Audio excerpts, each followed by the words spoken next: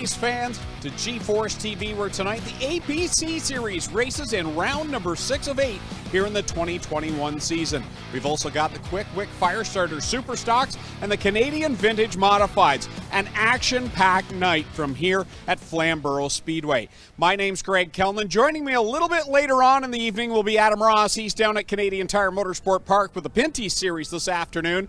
But also with us will be Clinton Jeffrey. And Clinton right now is down trackside.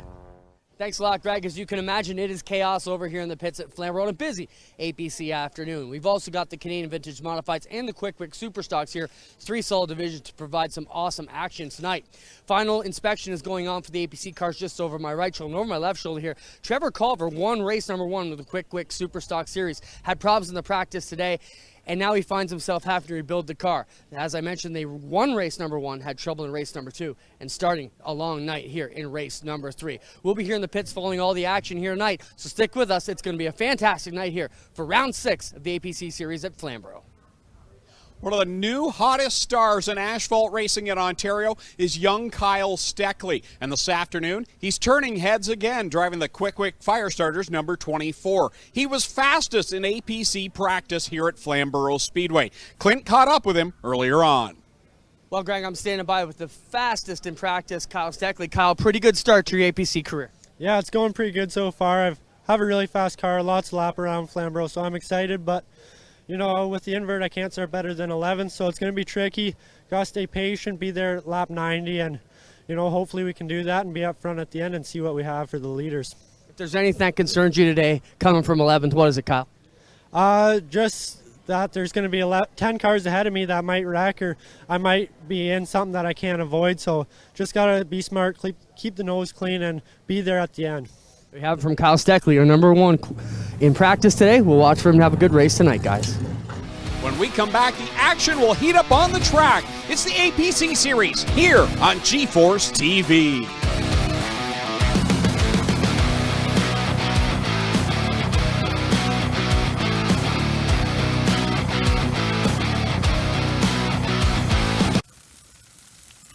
There are a lot of things in this world that are fake. Your food shouldn't be one of them. Pinty's Man Cave Ribs. Authentic food for real people. Crave the cave, friends. Pinty's Man Cave. What makes a trailer a Miska? Is it the heavy-duty Canadian steel they're made from? Or is it the exceptional finish that will last year after year? How about knowing that these are the best backed trailers in the industry? These are the reasons you buy Miska. So what makes these trailers a Miska? It's the hard-working Canadians who craft them. We are Miska. We are Canadian tough. Well, good evening, everybody. Welcome to our weekly race chat. Adam Ross and Clinton Jeffrey are live and interactive every Tuesday night. Rivals Race Chat is your home for race discussion, debate, news, interviews, and more. They'll even take your questions and comments live on the air and talk to some of the newsmakers each week. Tune in every Tuesday night at 8 p.m. on G-Force TV. Early man discovered fire, but Quick Wick perfected fire. Quick Wick is the only fire starter that guarantees to start your campfire, wood stove, or fireplace without the need for kindling or paper. Find your nearest Quick Wick retailer at quickwick.com. A guy like this, who relies on his truck for work, knows that his truck will take care of him if he takes care of his truck. And WeatherTech has always been the ultimate protection. From floor liners to no-drill mud flaps to tech liner for your truck bed to bump step to the handy under-seat storage system. And Cup Phone keeps phones secure in any cup holder. Order your ultimate protection today at weathertech.ca. When you think about it, productivity starts at planting. So it's time to rethink how productive your planter can be. We did with the new Case IH 2000 Series Early Riser Planter. We rethought your row unit so it's tougher, more accurate. We rethought your meter, took the most precise technology, factory installed it. We rethought every inch of the Case IH Early Riser Planter to make it the most productive planter around. And if you think about it, that's exactly what you want.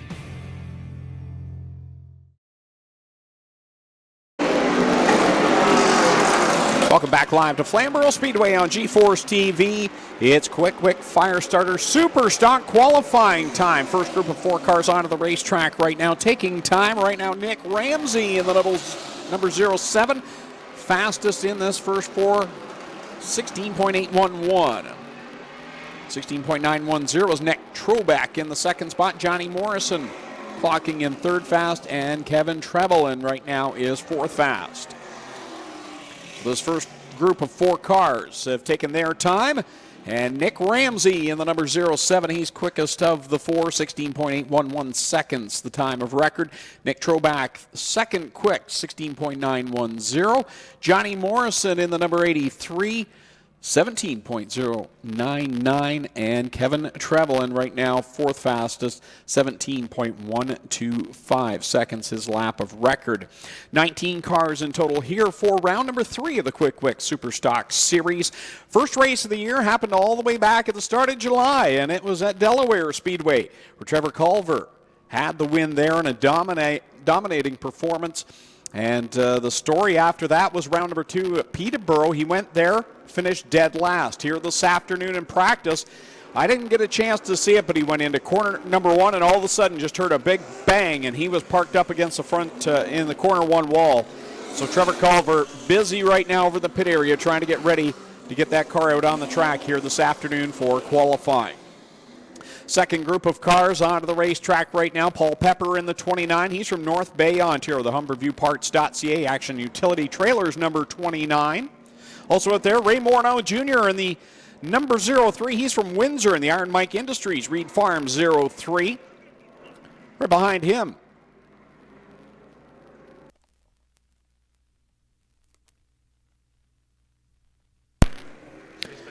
Right behind him, winner last year in the Super Stocks here on G-Force TV, car number 30.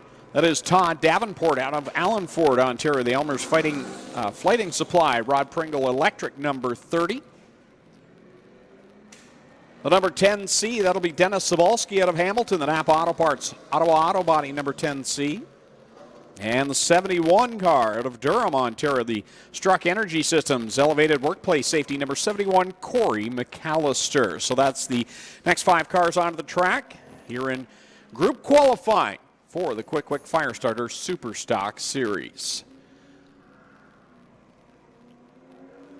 Following this, we'll have group qualifying for the APC Series as they get ready for their 6th round of 2021. The London Recreational Racing 100 here this afternoon from Flamboro Speedway. That will set the stage for the final 2 races of the year next Saturday night at Sunset Speedway, and then we'll conclude things at the end of the month in September at Delaware Speedway. So the season coming to a close very quickly for both the APC Series and the Quick Firestarter Super Stocks. And Clinton Jeffrey got you in the tower here tonight. Not used to work. I don't think I've ever worked with you in a tower before. Usually that you're might down be in right, Rico. Greg. I don't think we've ever actually sat beside each other. I'll keep Adam's seat warm until he shows up. But great to be back here at Flamboro. I mean, the grass is cut. I just sprinted across it, so it'll take me a minute to catch my breath. But great to be here. Great field of cars in all 3 classes. And man, since we got here at the start of last summer, Flamboro's just been amazing to look at. The images that come out of here, the racing that comes out of here, whether you're into good side-by-side strategy battles or just wreck 'em cars. We've had it all here over the past season and a half here on G-Force, and glad to be back here live once again. Yeah, Flamboro's really become one of my favorite destinations to go to, and we've always seen good racing. Just like you said, we did the Grisdale race at the start of the year. Very clean race, but it was excellent, close competition, came right down to the final laps. And then our last race here for the APC Series was kind of the other end of the spectrum.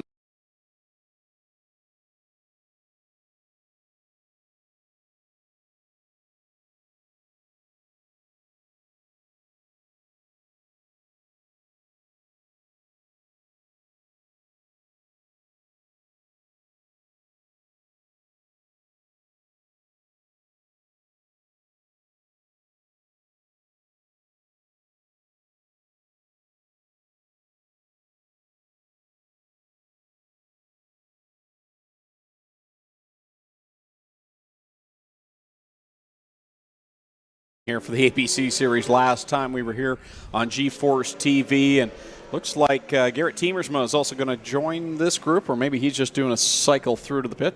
Nope, he's going to be a part of this as well. So Garrett Teemersma, the Way Freight number 17, he'll also join this group. He's from Newmarket, Ontario, in that Ford Mustang. You know, Garrett's one of these fast cars too, Greg, that we thought we were going to see a lot of. Had some bad luck. Same thing as Trevor Culver. We spoke about him in the intro a little bit. The one car won the first race and has had trouble since.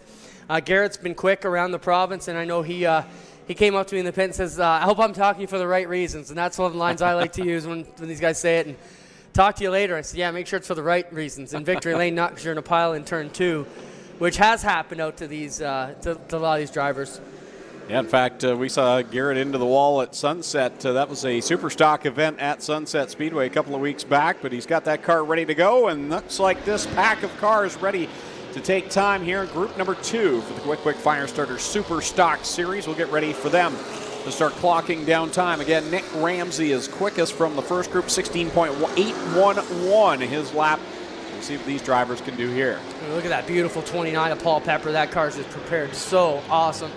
Not a lick wrong on it now. Hopefully he can keep it that way to the end of this round number 3 of the Quick Super Stock Series. And what a great series this has been, Greg. You know, they got them on common rules a couple years ago, and that facilitated the ability to do a series like this, and it's been very popular and well attended so far.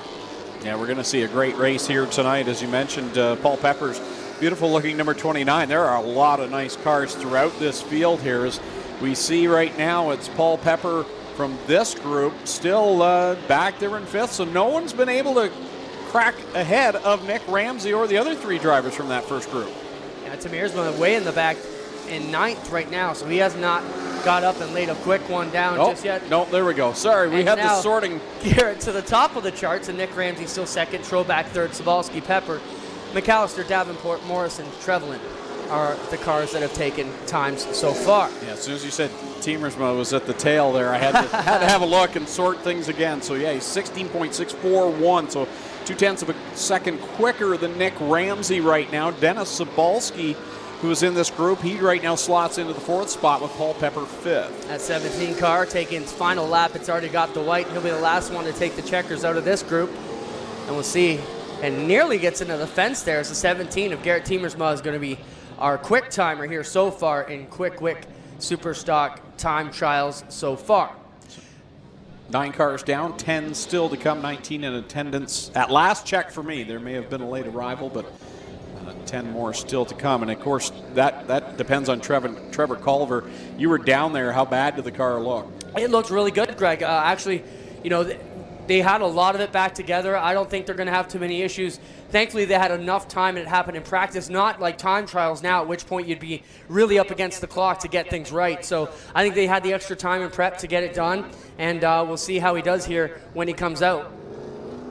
I was standing here in the tower. I had my back to the track, and Daniel, one of our producers, was up here, and we both just turned quickly because it was a solid hit. It wasn't your typical crumble into the wall. It sounded bad. I'm going to give you a bit of inside baseball here. I was in the bathroom right here, and I heard a little bit of a squeal, and the best way I could describe where I was sounded like you blow up a paper bag or a chip bag and pop it. It was that kind of boom, and you just could tell something happened, and then the track got eerily quiet, and you just kind of knew what happened. And yeah, tough break for Trevor Culver. You know, when you've been fast and you have that kind of action, it's got to mess with your confidence a bit. Do we have it all right? Is something else, broken that we didn't know? It's even if the car's fast, it's got to mess with your psyche a little bit. And following him on Facebook, I know they had some issues last night at Delaware and had to work on the car and get it ready. So he and a few others, Ryan Dyson will be another one tonight that we're scurrying hard to get ready for this race. So it's a quick turnaround for some of these drivers. Ray Morneau Jr. actually lines up in this group. I had mentioned him in the previous one. I think he got out there a little too early, but he's in the 03. He's from Windsor. Then we've got the 11. That will be Ethan Constable from Barrie. He's in the Lefroy Plumbing. Lindbrace Farms, number 11. Behind him, the current point leader right now for the Quick Firestarter Super Stock Series. From Stainer, it's Dwayne Baker. In the Nisco National Leasing GD Coates Superstore, number 48. And then we've also got a familiar name to this speedway, the Collison family. Such a big part of the history of Flamboro Speedway. Justin Collison in car number 12. He's from Cambridge in the London Recreational Racing. Grey Bar Canada, number 12. And then also on the track here this afternoon from St. Thomas, In the VP Specialized Carriers Pro Waste Solutions, number 7, it's Pete Vanderweest. And our first broadcast of the year for this series, Pete wasn't able to be there. I believe he was recovering from a knee surgery or something to that effect, but wasn't able to race in the first event. So good to see him here on G-Force TV, a name that we've heard around the province. Big name from the years. past, back here in the Superstocks. Former CASCAR regular. We'll see what he can do getting back here in the Superstocks. Ray Morneau Jr. been running a lot of races this year. We saw him on the APC Tour last year, been sticking mostly on the Superstock Tour this year. And another guy who was down at Delaware last night, but there was a ton of wrecks last night. I got to talk to Dave Franks. He said in all 3 divisions they were just destroying cars like crazy out there. Ethan Constable jumps up, and just as he moved it into third on that same lap, Dwayne Baker will knock him back 1 spot. So we got 2 of the fast ones inside the top 5 here, Greg, in this group. Yeah, Dwayne Baker in the 48, point leader coming into the night. There's Ethan Constable. Now here's the point leader, Dwayne Baker, across the stripe another time, up to second quick, 16.707. Yeah, Baker and Constable keep throwing it back and forth, but Justin Carlson just slid it in the middle there in position number 3. White flag is out now for Morneau, his final lap, as we watch Baker come around and take his final white flag lap here as the field will make their way as Carlson will grab his final shot here. We'll watch maybe Justin Carlson take the 12 around here to finish this one. It's been a lot of back and forth between Collison and Constable there for that third quick position. Final time by for Morneau. Constable. Baker goes to the top of the chart, 16.623. Vanderweest still a fair way back in 10th, but yeah, Baker to the top of the charts. He'll knock Teamersma back into second. Ethan Constable and Justin Collison in that group will take positions 3 and 4 and drop the 07 of Nick Ramsey back to position number 5. So 14 cars have qualified, 5 to go. Not bad for Nick Ramsey, who came out in that very first group, still holding on to the top 5 right now in time. So 16.623, the quickest lap for Dwayne Baker, and it came on the last lap, as he was just a couple of 100ths of a second quicker than Garrett Teamersma. As the final group comes out onto the Speedway, driving the 36 machine out of Brampton in the Bester Forest Products Ford, that's Lane Zardo. Behind him, the winner at Peterborough Speedway in round number 2 from Mount Hope, Ontario. Driving the Queenston Chevrolet Graphic Marketing Solutions Chevy, that is Carson Nagy. Carson Nagy in the 93. Lining up behind him in car number 8 out of Port Elgin, the Mowbray's Canadian Tire K&K Lawn Care. Number 8 is Jason Parker. And back there we see him. He had that contact with the wall in practice. He's from Lucan, Ontario. The Inventory Express Lubricants Carter Trucking, number 1 of Trevor Culver. And the one car that we have not seen come out for qualifying, I see them over there underneath the tent, Ryan Dyson in the 28. He did not make it out for practice or qualifying. Actually, he was out for practice. I should clarify that, but they said they had a broken distributor and they were working on that. So Ryan Dyson is here, but looks like he'll have to start from the tail. You know, that's the other thing, Greg. You take a hard lick like that and you fix all the broken stuff that you can see, but what about all the little things that got jarred and that are going to come out throughout the day that you maybe didn't notice, and that could ruin your night a little bit? Probably not the end of the world for them to miss qualifying. We don't have a last chance race. Starting tail and just seeing how it goes may be the best plan for the Dyson crew, and that looks like what they're going to do.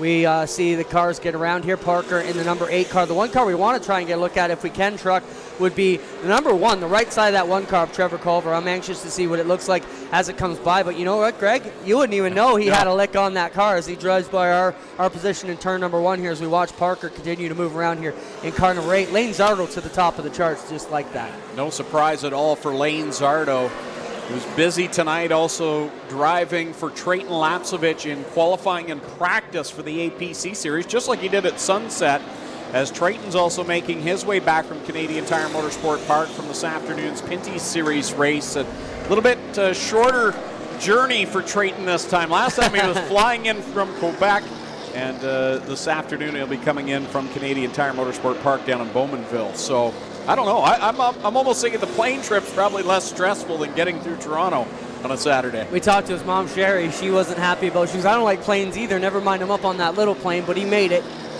And we see Parker make his way down to the final lap or so. Lane Zardo will come across and take the spot. But what a run. Carson Nagy and Trevor Culver all the way up into positions 2 and 3, Greg. Yeah, Lane Zardo quick. Carson Nagy second. Not a big surprise, but for Trevor Culver to hit as hard as he did in practice and right now third quickest, I think the team needs to take some credit on that one, that they were able to turn the third quickest lap after all the work they had to do. So Lane Zardo, fastest overall, 16.495 over Carson Nagy in the 93. Trevor Culver, third quick. Dwayne Baker, fourth, and Garrett Tiemersma right now fifth. Jason Parker, Ethan Constable, Justin Collison, Nick Ramsey, and Ray Morneau, the top 10 in qualifying here for the Quick Wick Firestarter Super Stock Series. So they will go back and get things lined up and ready for their feature a little bit later on here tonight. Still to come, we've got the APC Series with their group qualifying coming up next. And then a change in the schedule. We will see the Canadian Vintage Modifieds run one feature, but now it will be 30 laps. Different from the Twin 20s they were originally scheduled to run here tonight. So plenty of action still to come. Yeah, they were going to bookend both of the last chance qualifiers for the Superstock Series and the APC Series, with us not needing them anymore. They're going to bridge the gap between those two and run them all in one. We get a great shot of the impounded cars there as they get set to roll out for their qualifying APC group qualifying coming up next. And I think we'll take a quick break here on G-Force TV and come right back to you with APC qualifying and time trials coming up here shortly.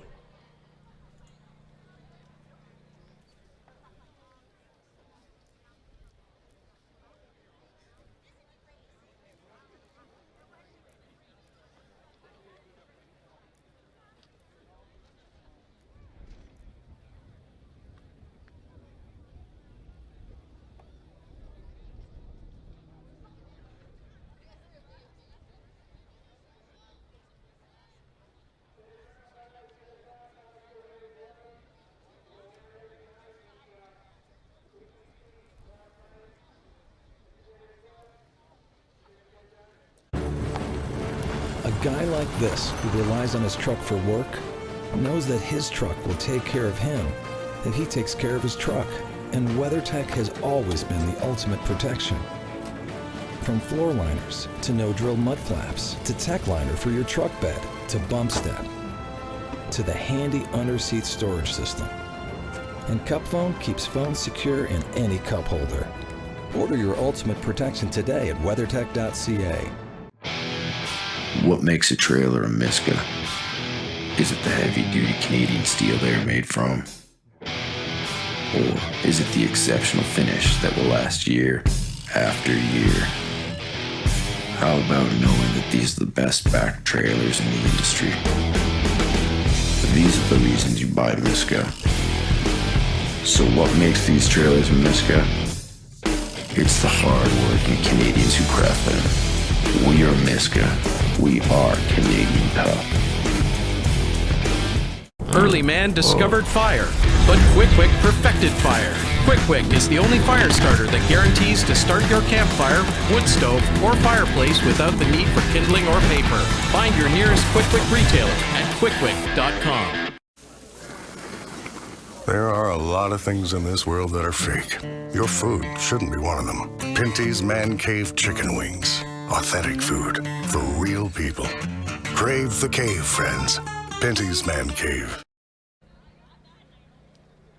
Welcome back live to Flamboro Speedway in Mill Grove, Ontario for the APC Series on G-Force TV. I'm Greg Kellman. Joining me in the tower right now, Clinton Jeffrey. Adam Ross is en route from Canadian Tire Motorsport Park, where he was calling the action this afternoon for the NASCAR Pinty Series. So we'll have him in the booth in about a half an hour time. But nonetheless, we'll set the stage for qualifying for the APC Series. Now, the last time we were here, it was, well, Clint, you and I already talked about this. There was a lot of carnage. Yeah. We'll just use that word, carnage. And at the end, it was Brandon Watson that muscled his way into the victory lane and kept his streak of being undefeated to start the season. Things definitely changed after that sunset. Big upset winner there. Yeah, for sure. Jordan House picking up the win, not a regular on the tour. And for Brandon Watson, he struggled that night, didn't look himself. Yeah, Brandon, he's so quick so many nights, and he's a lot like, almost like a possum. He's hanging in the back. He's not out laying down the fastest times, dominating the race, but he seems to always be there at the end, but didn't quite have that luck in a couple of the races so far this season, not like he did last year. Yeah. So that kind of set him back in the point stands. He went in tied with Pete Shepard going into last weekend at Sauble. I guess it would have been 2 weeks ago. And there, it was twin 75s because the earlier race at Flamboro Speedway got canceled, so they ran 2 races. The first race, as expected, calm and cool. Jake Sheridan finally gets a big win, and man, that was a monkey off his back. Yeah, Jake ran great in both races. Yeah. He dominated a lot of the second race, too, got to about the three-quarter point, and then things kind of went away from him, ended up getting turned and wrecked. But, good to see Jake, the snake, get out and finally get one for the Sheridan boys. And, man, they're a hard-working crew. His younger brother Nick is down at Brighton tonight, where we would like to be, obviously, for the Labor Day Classic with sprint cars going on. And, good to see them finally get one. And you're not going to meet a nicer group of guys than the Sheridans. And then to follow that up, Brandon Watson won race number 2 in a race where he really wasn't a part of that one either. But he came out on top after all the bumping and banging that went on. And somehow he comes into this event that we're qualifying for as the point leader once again, and that's how you win a championship. Yeah, there were lots of different, and we get a look there at Brandon Watson as he stands outside his car getting ready to get in for time trials there. He's the point leader coming into tonight, as Greg mentioned. Then you've got Lapsevich, Shepard, Lawrence, and Gressel. And Joe Lawrence has not had the season he wanted to. They've talked about chemistry. They've talked about some crew issues. And, finally getting it back in order where they want to be, but still hanging around with a chance. Yeah, right now the top 6 cars, J.R. Fitzpatrick, 6th in points, only 20 points back. So we still have a really good tight battle here with races 6, 7, and 8 coming up in the coming weeks. As we get ready for qualifying for the APC Series, and Tom Gibbons first to take time in car number 10. And Tom is out of Southampton, Ontario. The one of Sean McGlynn also out there. He's a driver at Waterloo. Matt Box in the 27 with us tonight. He's from Carlisle. James Horner in the 79 from Fraserville. And the 61 of Dustin Jackson, who makes the long tow from Sault Ste. Marie. Those will be the first 5 cars to take time here at Flamboro. Gibbons will be the first one to come off the line here, as we still seem to be looking at the 79 of Horner. So it's Gibbons right now. Now Horner right back to the top. It's been a battle between about 3 drivers right now. Horner, Box, and Gibbons. Gibbons now back to the top of the chart, 15.691. So they got 5 laps to lay down the best time they can here inside the group. They're well spaced out, so nobody really infringing on each other's track space, as Gibbons will get the final white flag here in this group. Matt, Box, James. It seems one driver will top the chart, someone else will take it over. Horner's back to the top. Matt Box second. Now Tom Gibbons to the top of the pile on his final lap. Wow, what a qualifying session for these 5 drivers. Tom Gibbons, Matt Box, James Horner, and Sean McGlynn, those 4 in that group of 5, each had a turn atop the charts, and it seemed every time one driver would cross the line, another one would go to the top of the charts. And the fastest of all, Tom Gibbons, 15.497. Matt Box, second quick. James Horner, third. Sean McGlynn, fourth. And Dustin Jackson, fifth quick. And they're all within 0.3 of a second. That's how equal all these cars are here in the APC Series. Sean Chenoweth will be out on the track here for group number 2. The London Recreational number 89. He's out of Drumbo, Ontario. In car number 81 out of Allenford, the Sauble Falls Tent and Trailer Park number 81, Andrew Gressel. Danny Benedict back there in the Mobile 1, number 54 out of Orono, Ontario. Also out there in the 83, that'll be Dale Shaw out of Guelph. The Wellington Systems Chevrolet. And Tyler DiVincenzo on the Maker Pizza, number 97D from Guelph. He'll be the 5th car in line here to take time. Group number 2 for the APC Series comes to the green flag. I expect Sean Chenoweth to be quick here, his home track. Many a wins here. Yeah, he definitely knows the quick way around here in that 89C. As he'll be the first driver to take time. He's had a bit of an up and down year too, though, Yeah, he has not been the same Sean Chenoweth we're used to, but here he is, first lap of record. And not as good as he'd like. No, but the first group, when they came out, they were laying down about the same time, so we'll see if they pick up gradually. No sun right now, completely overcast, so a different track situation than what we saw here earlier in the year. You got to wonder how that's playing with these tires a little bit, Greg. You know, you're right. You came out, it was hot and sunny earlier today. Not really hot, though, but the sun was definitely out and adding to some temperature into the Speedway surface. We're sure of that. There goes Chenoweth to the top of the chart, 15.424. Danny Benedict comes along with him. Dale Shawn out of the second spot, 15.440. Yeah, what do we know? White exactly. flag out. Chenoweth knows how to qualify here. That's what we know. White flag out. It'll be his last time down the back chute. And we'll see if he can hold on to it. He currently does. I'm keeping my eye on Andrew Gressel right now. He's sixth quick, but I expect him to pick it up here in this final lap. Chenoweth, 15.316. That last lap his quickest. Benedict second, and Gressel jumps up to third quick, so he did the job that we were expecting. Dale Shaw at the line. Man, the farther they go on in qualifying, the more laps they put down, the quicker they get. So Chenoweth, Dale Shaw, Danny Benedict, Andrew Gressel, Tom Gibbons are the top five. Matt Box, James Horner, Sean McGlynn, Tyler DiVincenzo, and Dustin Jackson will round out the top 10 so far. 25 cars here tonight to qualify, so group number 3 making its way out, and I think, yeah, it's Josh Stoddy onto the track. And you look back to the last race here at Flamboro, and Josh was like he was in the center of the storm. He wasn't in any part of that for most of that race. He was in the eye of the storm. All the destruction was going on around him until the end, and then he got caught up, and I really felt bad for Josh Stoddy because he's a guy that is owed a victory, I think, in this series as well. Yeah, I think a lot of people thought might have been his night 2 Saturdays ago, was running very well and just kind of got caught up in that mess. So Josh Stoddy out there in car number 17. He's out of Chesley, Ontario, the Canadian Flat Roof Systems number 17. Connor James is back with us again in car number 4 out of Hamilton, the Toyota, sponsored by SSG Gloves. Connor James in the 4 machine. Also out there, we've got car number 29. I had to take a second look. He's got different colored numbers on the car this week. Threw me off there. Ryan Kimball out of Norwood, the SMG Motorsports number 29. Had an excellent pair of runs at Sauble and also at Sunset. Matt Pritico had a podium finish in our last race at Sauble. He's from London in the Global Warranty number 21. And Shane McGuinness is out there for his first run in a while with us on G-Force TV. He's out of Hagersville in the High Reach Inc. Fernbrook Homes number 13. Group number 3. To get things underway, we'll see if anybody can move up the charts as quickly as the last group did. I think you may see Stoddy kind of hanging out. He got wrecked here the last time we were here too. Man, he is looking to really turn his season around. You can bet on that. Just love that yellow and red looking car. He's an announcer's dream. You always know where Josh Stoddy is. It's easy to pick out even on a dark night.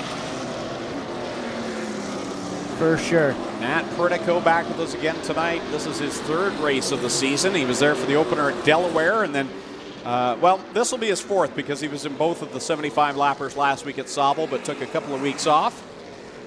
Ryan Kimball. No surprise. Top of the charts, and man, that car has been quicker each and every week. Stoddy second quick. Kimball with 29 as we get a good look at that SMG Motorsports car right now, trying to put another one up. He'll take the white flag from starter Sean Gibb. This will be his final lap of record here. Can he get under the 15-second bracket? 15.066. Final time by the flag for Ryan Kimball. Can he pick it up? He does, but not enough to get under the 15-second bracket. 15.042 for Ryan Kimball. Shane McGuinness second. Matt Pritico third. Josh Stoddy, 4th quick, and Sean Chenoweth 5th. So Ryan Kimball continues to show speed. It's been ever since that race at Sunset where he's really become a factor in the overall picture. 6 through 10 will be Dale Shaw, Connor James, Danny Benedict, Andrew Gressel, and Tom Gibbons in 10th. 11 through 15th, Matt Box, James Horner, Sean McGlynn, Tyler DiVincenzo, and Dustin Jackson. As the next group rolls out, this will be group number 4. Shea Gemmel leads the way. He's from Dorchester in the North Country Property Maintenance Ford car number 3. Behind him, the driver out of Sault Ste. Marie in the Sims countertop, number 47 Ford. It's Jordan Sims. Second to make that third place in points, I believe he is now. Yes, third place in points. In car number 22 out of London, the APC Auto Parts Center Chevrolet. That's Pete Shepard, the third.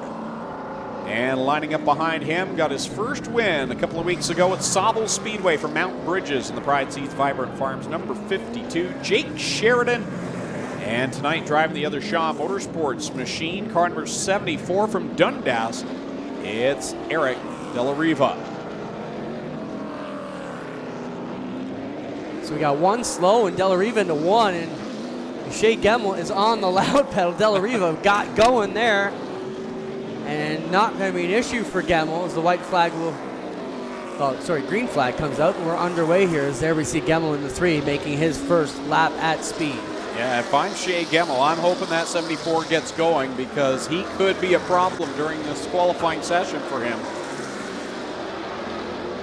He's closing the gap, and that's frustrating as a driver. You want that gap. Gemmel really rolling onto the back door here of Della Riva, but not close enough to upset his lap as of yet, but definitely takes a good set into turn 3, and we'll see how Gemmel rolls off here with the first timed lap, and he jumps all the way up to position number 5, which is a long way from 20th up to 5. This time by, I believe he'll get the white flag first car to take time. Shea Gemmel, and now he's caught Eric Della Riva, and all the drivers have picked up on that last lap, and for Shea, he's there now. So we'll see if that will slow him at all. We see Pete Shepard second in points coming into tonight. He's 4th quick right now overall. Gemmel. It's dropped a bit back, but still in there inside the top 10. Jake Sheridan quickest of this group, 2nd quickest overall. He's still got 1 lap to go. Checkers out for Della Riva. Well, looks like Sheridan did complete his final lap, even though race monitor is showing him as 4 laps. So Ryan Kimball remains the quickest, but now make it Jake Sheridan 2nd quick, Pete Shepard 3rd, then it's Shane McGinnis, Matt Critico, Jordan Sims from this group 6th quick, Eric Della Riva is 7th quick, Shea Gemmel, who was right behind him, 8th quick, then it's Josh Stoddy and Sean Chenoweth right now, the top 10. So one more group to come out, and as far as we know, I imagine this is still going to be Lane Zardo in the 32, filling in for Trayton Lapsovich on his way back from Canadian Tire Motorsport Park.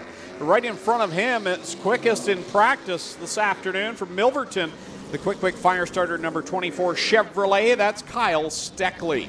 And then behind him, the driver right now behind the wheel, that is Lane Zardo, but driving that car tonight will be Trayton Lapsovich out of Grimsby in the RGC Sports Toyota number 32. Point leader, most recent winner, he's got the most wins on the season. In the Great Lakes Concrete Chevrolet, car number 9 out of Steiner, that is Brandon Watson. Lining up behind him, the 2020 champion for the APC Series in the Pennzoil APC Auto Parts Center Chevrolet number 78, Joe Lawrence out of London. And final car in line, had that huge wreck here at Flamboro. But guess what? He's still in the top 6 in points, has a chance at the championship from Cambridge. The Cambridge rigging number 84, J.R. Fitzpatrick. Yeah, he's another driver who you expect to break out anytime now and get one in. You know, we saw Lane Zardo do the same thing in the NASCAR Pinty Series a couple weeks back at Sunset for Trayton. Did very well in it, was fastest in practice, so we'll see what Zardo can do here for the 32 car. We look at J.R. Fitzpatrick, and you mentioned last time we were here, it was not pretty. The 84 car left on the rollback with not much left to roll back into the pits at the end of that one. He's had a rough go this year, and the following week they rolled out the other car, went to Delaware and crashed it. Worked on it overnight, brought it back to Flamboro for the next night, and had motor problems. So JR's had a lot of work this year, and I think eventually that hard work needs to pay off. Kyle Steckley to the top of the charts just like that, and he will put that one in there quickly. Lane Zardo up to 6th for Lapsovich. But we look at Fitzpatrick, mired back in 14th after lap number 1. We'll see if he can improve that one. And yeah, he will by 8 spots up to 6th for J.R. Fitzpatrick. Then we see the Lapsovich machine with Zardo behind the wheel right now. White flag is out. Kyle Steckley, first driver to get under 15 seconds, 14.931 now on his final lap. Boy, that'll make NASCAR dad champ Scott smile a little bit for all the efforts they've put together. Trying to hold on as the final cars come across the line, and he is going to do it. Kyle Steckley. Very impressive. The youngster does it, and he's the only driver under the 15-second mark. 14.931 for Kyle Steckley, the driver out of Milverton, Ontario. The quick fire starters, number 24. Ryan Kimball will slot in second quickest. Joe Lawrence, last year's champion, third fast. Brandon Watson, the points leader right now, he is fourth quick. Jake Sheridan, fifth. 6 through 10 will be J.R. Fitzpatrick, Pete Shepard III, Shane McGinnis, Lane Zardo, and Matt Pritico. 11 through 15th, Jordan Sims, Eric Della Riva, Shea Gemmel, Josh Stoddy, and Sean Chenoweth. 16 through 20th, Dale Shaw, Connor James, Danny Benedict, Andrew Gressel, and Tom Gibbons. And then Matt Box, James Horner, Sean McGlynn, Tyler DiVincenzo, and Dustin Jackson complete the qualifying order 1 through 25 here at Flamboro Speedway for the APC Series. So we're going to be a few minutes before we go to the Canadian Vintage Modifieds and their feature event.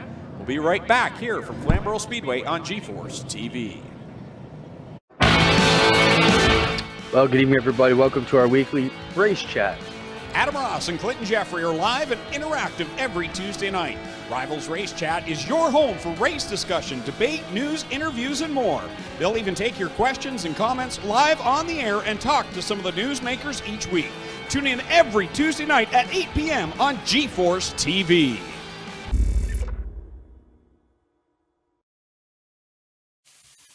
There are a lot of things in this world that are fake. Your food shouldn't be one of them. Pinty's Man Cave sausages and street dogs. Authentic food for real people. Crave the cave, friends. Pinty's Man Cave. What makes a trailer a Miska? Is it the heavy-duty Canadian steel they are made from? Or is it the exceptional finish that will last year after year?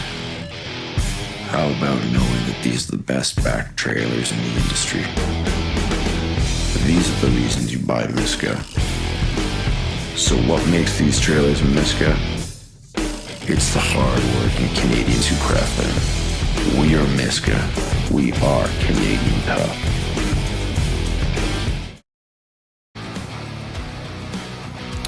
Welcome back live to Flamboro Speedway for the APC Series on GeForce TV. My name, Greg Kellnan. Joining me, Clinton Jeffrey, who is headed down to the infield. Adam Ross is en route. He'll be here momentarily as we get ready for the first race of the evening. It will be the Canadian Vintage Modifieds taking to the track, and they're getting lined up over in the chute off of corner number 4. Glad you could join us here tonight. For those in attendance, if you want to catch some of the replays going on here this evening, GeForceTV.net. Or you can just go to YouTube and type in GeForce TV. You'll take it. That will take you right to our YouTube page. From there, make sure you subscribe. Click on the notification ringer, and you'll get all the notifications every time live content or uploaded content is available on GeForce TV. But throughout the night, by all means, make sure you join us. And if you want to see one of the replays, you can catch that live on GeForceTV.net. So we invite you to follow along. And thanks to all those tuning in here tonight. Oh, he has entered the building. Adam Ross is on the grounds. Everybody, run for cover. Adam Ross is here, back from Canadian Tire Motorsport Park. Clinton Jeffrey down in the infield, and things almost feel normal again. As Adam gets the headset on, and I want to see how badly he's panting. He was almost in a sprint. You're muted. Not permanently, but there you go. I've been here the whole time. My microphone wasn't on. There you go. Yeah, that was I'm not winded. I'm good to go. I'm all pumped up. I'm here for there's a lot of great racing here to see, Greg, but the next one is the one I want to watch. Why would that be, I wonder? Daddy's money. Daddy's money is in the field. Connor, how are things going for Connor this year? When I'm here, see where that blue lift is in turn number 3? We've got a camera there. That's the spot where he likes to hit when I'm here. Not a little, a lot, like clobbers it.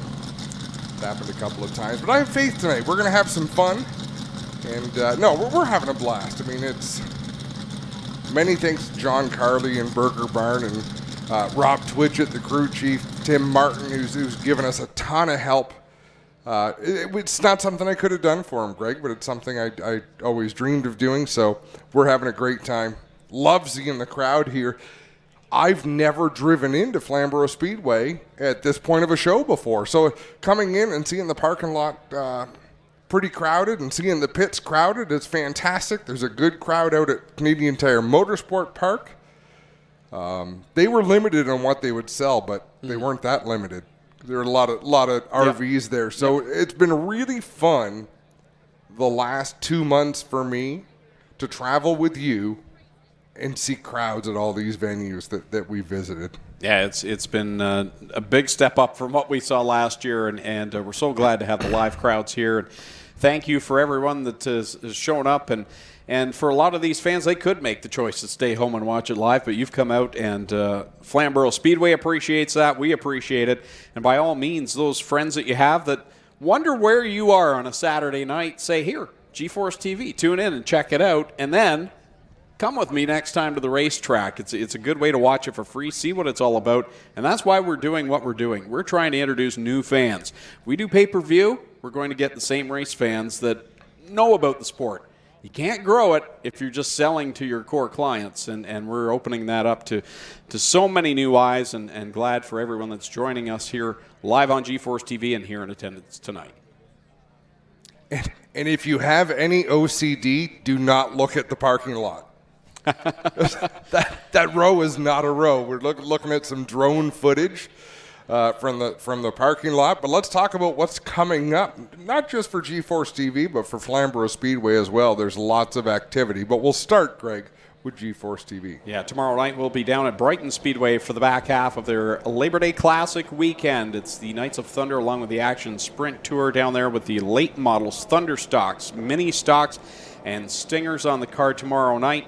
And then next Friday night, we'll be at Humberstone Speedway, where we'll be the 360 sprints, the crate sprints, along with Thunder Stocks, and they've changed it from Mini Stocks now to the Dirt Car Sportsman next Friday night. And then on September the 11th, next Saturday night, we'll be at Sunset Speedway for round number 7 of the APC series right here on G-Force TV, along with the Quick Firestarter Super Stocks. And then the following,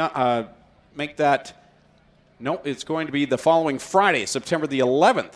We will be at Merrittville Speedway. That's been newly added, a Friday night race with basically an Ohsweken Speedway feel. It's got all of our regular 4 divisions there, the 360 sprints, the crates, along with the Thunder Stocks. It'll be the Hoosier Stocks and the Mini Stocks. So some great racing coming up right here on G-Force TV. And, of course, that look a little farther down the road, the end of the month of September, the APC Series and the Quick Firestarter Super Stocks will conclude their season at Delaware Speedway on a Friday and Saturday night, the 25th and 26th, I do believe it is, and we'll have it all live for you right here on G-Force TV. Make that the 24th and 25th. We'll conclude things at Delaware Speedway. So plenty of action still to come on G-Force TV, and lots still to happen here at Flamboro, Adam.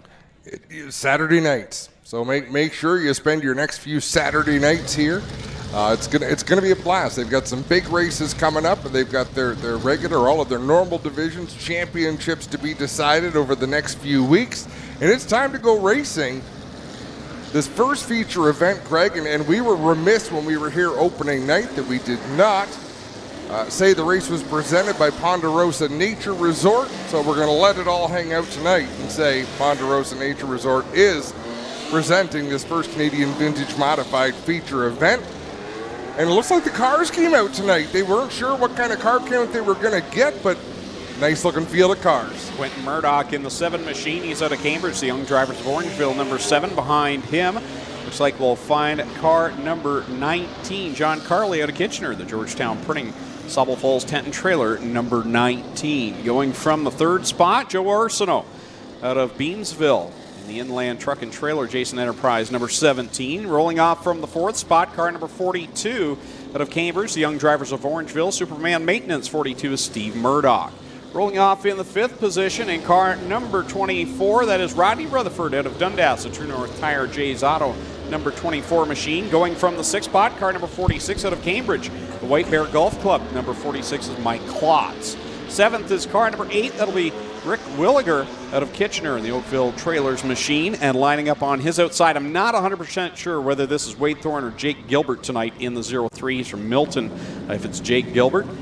The Oakville stamping 03. Lining up back in row number 5. We'll find car number 5 out of Burlington. That's Mike Pott in the Grisdale Racing product machine. And to his outside, that's where we'll find the 18 of Jared Morphy. Car number 18 out of New Hamburg, the Young Drivers of Canada machine. Back in row number 6, we're going to find TJ Marshall in the 15 alongside Daddy's Money, the 44 of Connor Ross. The 53, that will be Jeff Kells. And on the outside of him, we'll find the 38, that will be Doug Hood. And bringing up the tail there, the 07, and is that Michael Mike Kenny? Oh, a little bit of contact down into 3. They're scattering. Uh-oh. Connor Ross up into the driver's window with Jared Morphy. That started at the very front of the field with contact between the 19 of John Carley and the 17 of Joe Arsenault.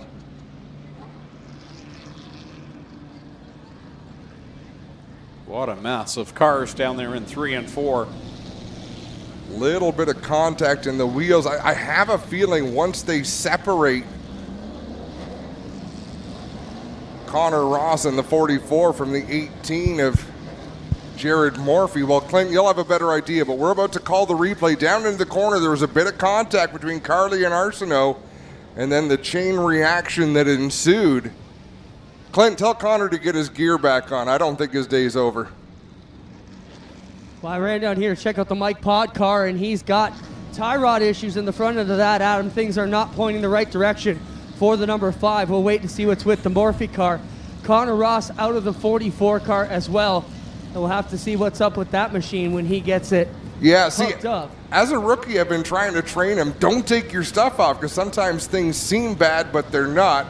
It is possible that the damage is serious, but it's also quite possible that he's about to put all his gear back on. It all depends on what the right front looks like. We'll have another look here. Arsenault sailed it into the corner, then a little bit of contact with the 19, and nowhere to go for any of these drivers. Well, I got him here, Adam. Connor, you know, it's been a horrible season for you so far. You got caught up in that one again. What's the story from your side of things? I just ran out of luck a bit.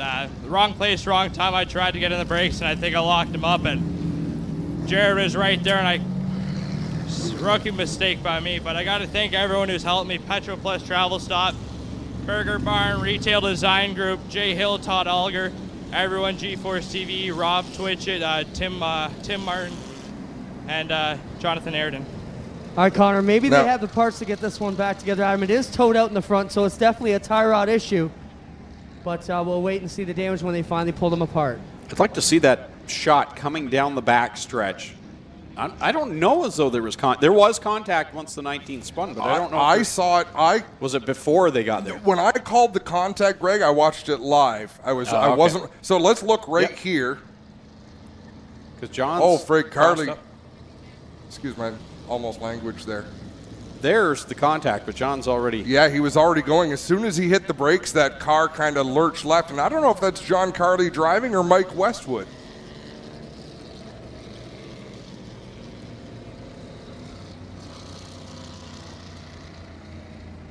Well, we'll give you a shot here as they pull these cars apart.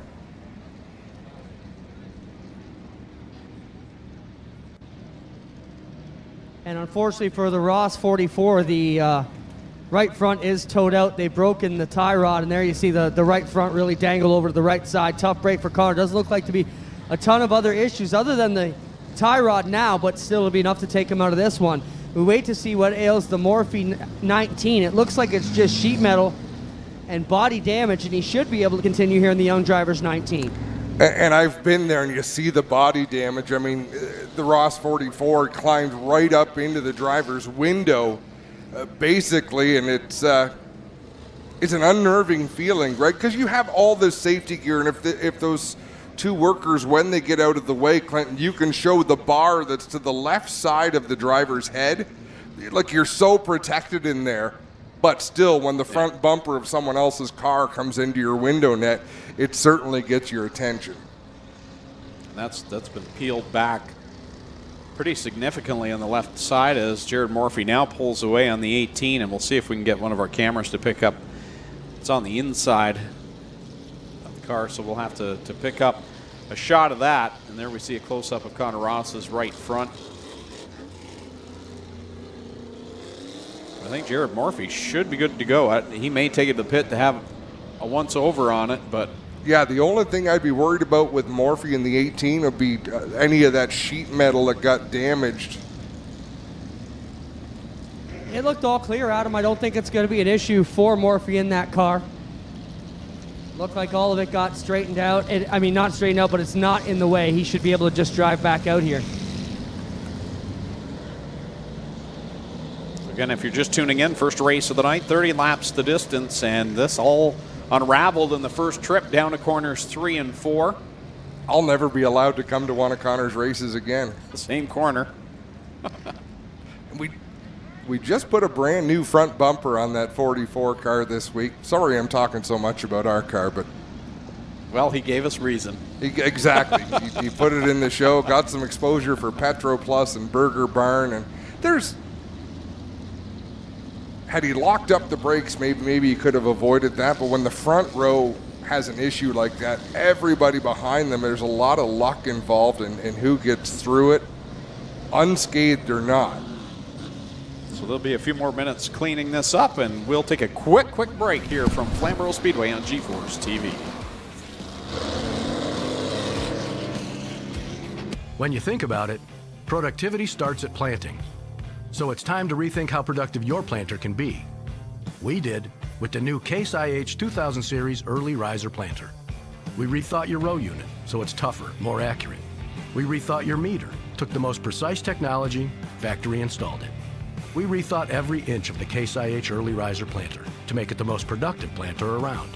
And if you think about it, that's exactly what you want. Early man discovered fire, but Quick Wick perfected fire. Quick Wick is the only fire starter that guarantees to start your campfire, wood stove, or fireplace without the need for kindling or paper. Find your nearest Quick Wick retailer at quickwick.com. There are a lot of things in this world that are fake. Your food shouldn't be one of them. Pinty's Man Cave Ribs. Authentic food for real people. Crave the cave, friends. Pinty's Man Cave. Welcome back live to Flamboro Speedway for the APC Series on G-Force TV. Canadian Vintage Modifieds, locked and loaded, ready to go here for a restart. 30 laps the distance in this one after the cleanup on the lap 1 caution. Couple of roster notes. It was Mike Westwood listed on Race Monitor as the driver of the 19, and also clarifying Bob Gilbert behind the wheel of the number 03. The senior Gilbert, Jake's father, Bob Gilbert. Good start for Murdoch in that number 7 out in front into turns 1 and 2. Joe Arsenault going to stay up on the high side, gets a little bit loose off of 2. That allows Murdoch to open up a couple of car lengths at the front.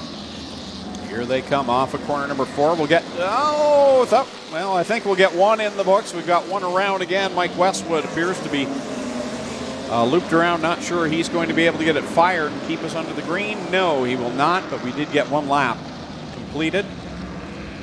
So back under the caution as the number 19 goes around, and obviously some handling issues there for him. A couple of spins early on.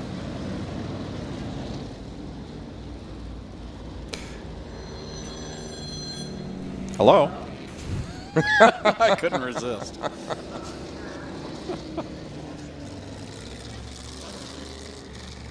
So under yellow again, as you say, Mike Westwood and that number 19 are struggling with the handle on that race car.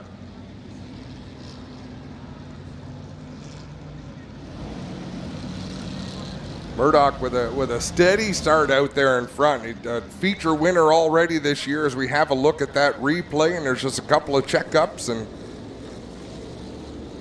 Westwood punched the brakes and around he goes. We're starting to get to that. We're not in the fall season yet, but we're getting to those temperatures, and the track conditions change mightily from last time we were here. Not as hot and sticky as it was back then. Cooler night, a little less grip. Yeah, there is, and when things happen this early in a race and you have to spike the brakes or spike the gas, these cars are a handful to control. As wow, Mike Klotz was all sorts of sideways down the front straightaway. Murdoch leading the way once again, but this time Joe Arsenault a little bit closer. Arsenault right there on that back Nerf bar as they come off of corner number 4 to complete lap number 2. Quentin Murdoch, your leader over Arsenault, and a little bit of smoke going into one there from the 42 of Murdoch. A little deeper in the field, Bob Gilbert trying to drive to the inside of the 42 of Murdoch, and boy, oh boy, that was close to making contact.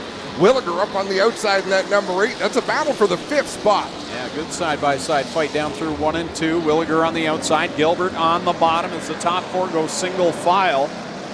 Right now it's Murdoch, Arsenault, Rutherford, and then Steve Murdoch in the 42, your top 4. Whoa, Williger gets sideways off of 4. Comes across the racetrack sideways again in turn 2. Bob Gilbert has to take evasive action. TJ Marshall closing in on that battle. This time by completing lap number 5 for Quentin Murdoch out in front of Arsenault. TJ Marshall. Whoa! Big hard spin into corner number 1. Ow, and another pile in. That's either a blown engine or the rad let go on that 38 machine. Fluid down on the front straightaway, and Mike Klotz hit the wall a ton. Hard impact down there in corner 1. Wow, the back bumper of one of those cars shot all the way to the inside of the racetrack. Doug Hood has had some mechanical troubles under the hood this season. Mike Westwood also involved. Let's have a look.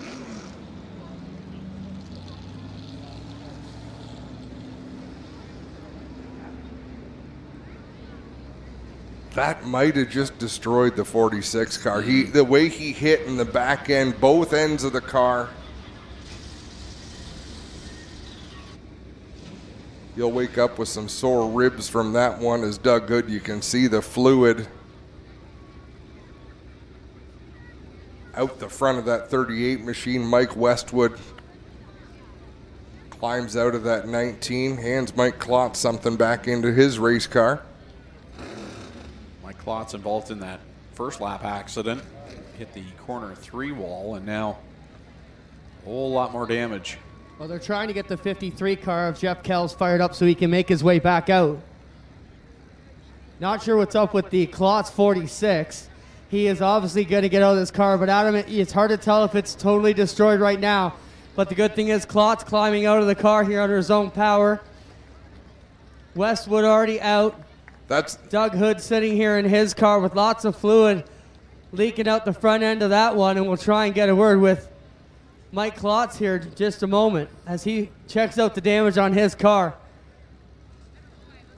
And Clint, as you know, Klotz Automotive, Mike's family business, so involved in motorsports as sponsors, as participants. One of the great families at the racetrack, and again, they're so supportive. They've been a division sponsor here at Flamboro Speedway for years. Clinton, we'll send it back to you. Mike, you all right? That's the main question. Yeah, I'm all right. Just knocked the wind out of me, but I'm good. Adam says this car may be toast. Obviously, a very quick look at it. Can you get it back together, or you think you got some major problems? We got some major problems. I'll have to look at it better when we get out the shop. But, yeah. Main thing is you're all right. Mike Klotz is all right, ladies and gentlemen. He will get things surveyed here a little bit better, but it does not look pretty, and they're going to tow off the Kellis 53 car as well as this Klotz car as well. Not sure what's up with Westwood. He's out of his car. We'll see if Mike can get back in that one. Back to you guys. We'll get back to you in a moment. What amazes me when these things happen, and we've seen it happen, we saw it with Superstocks last year, is the unbelievable speed with which these cars sail into the corner when there's fluid on the track. When you watch a car successfully run laps on the racetrack, you know they're on the brakes, but you don't notice how much they're slowing down until they don't slow down. Yeah. Man, oh man, that was a tough one. Kells gets towed off as well, and I think his contact came right at the very end. See the right front broken on that number 53, and he spun. Looked like he was going to remain out of trouble, and then at the last second hit the 46 of Mike Klotz. Clinton Jeffrey. Yeah, I got Mike Westwood here. Mike, you're still smiling. Probably the smilingest guy out of the four of them here. You know, just an innocent thing you got wrapped up in. What's your story? When we came into the corner, I think Doug's car either blew up or something come off, and it was just ice. We had nowhere to go. Nobody's fault. Racing incident. It happens. It ripped the rear end out of the car, so we're done for the night. Good to see you. All right, Mike Westwood's all right, ladies and gentlemen. We will continue the cleanup here in turns 1 and 2, and we'll be right back after a short break live here on G-Force TV.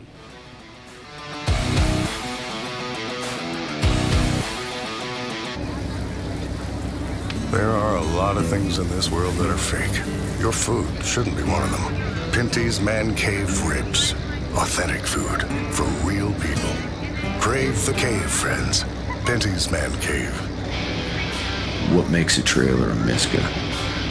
Is it the heavy-duty Canadian steel they're made from? Or is it the exceptional finish that will last year after year? How about knowing that these are the best back trailers in the industry? These are the reasons you buy Miska. So what makes these trailers a Miska? It's the hard-working Canadians who craft them. We are Miska. We are Canadian tough. Well, good evening, everybody. Welcome to our weekly race chat. Adam Ross and Clinton Jeffrey are live and interactive every Tuesday night. Rivals Race Chat is your home for race discussion, debate, news, interviews, and more. They'll even take your questions and comments live on the air and talk to some of the newsmakers each week. Tune in every Tuesday night at 8 p.m. on G-Force TV. Early man discovered fire, but Quick perfected fire. Quick is the only fire starter that guarantees to start your campfire, wood stove, or fireplace without the need for kindling or paper. Find your nearest Quick retailer at quickquick.com. A guy like this, who relies on his truck for work, knows that his truck will take care of him if he takes care of his truck. And WeatherTech has always been the ultimate protection. From floor liners to no-drill mud flaps to tech liner for your truck bed to bump step to the handy under-seat storage system. And Cup Phone keeps phones secure in any cup holder. Order your ultimate protection today at weathertech.ca. When you think about it, productivity starts at planting. So it's time to rethink how productive your planter can be. We did with the new Case IH 2000 Series Early Riser Planter. We rethought your row unit so it's tougher, more accurate. We rethought your meter, took the most precise technology, factory installed it. We rethought every inch of the Case IH Early Riser Planter to make it the most productive planter around. And if you think about it, that's exactly what you want. This G-Force TV broadcast is brought to you by WeatherTech Custom Cut Floor Mats and Vehicle Accessories. Visit them online at weathertech.ca. Pinty's, making great food fun.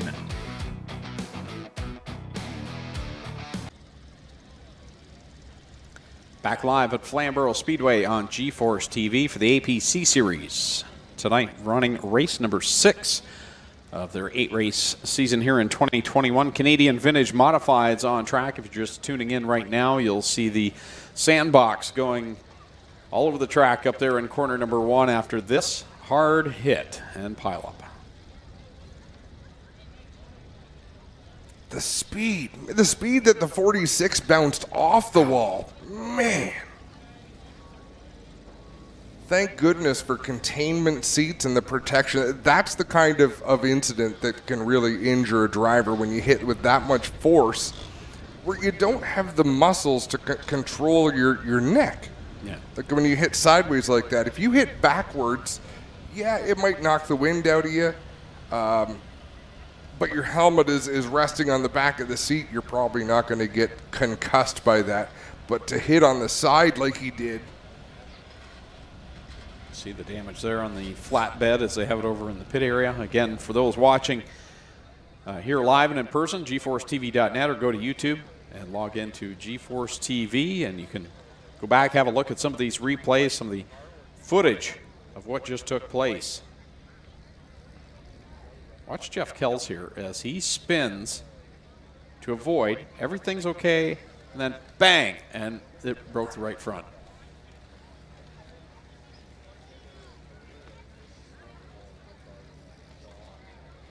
That was slow motion, wasn't it? Yeah. We were just watching. So, folks, if you've got your smartphones here, GeForceTV.net, you won't believe some of the replays that you see. So that particular incident, we've had at least 3 camera views of it. Just uncanny.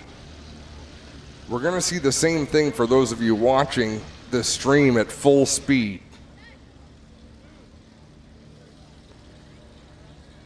Wow. Eesh.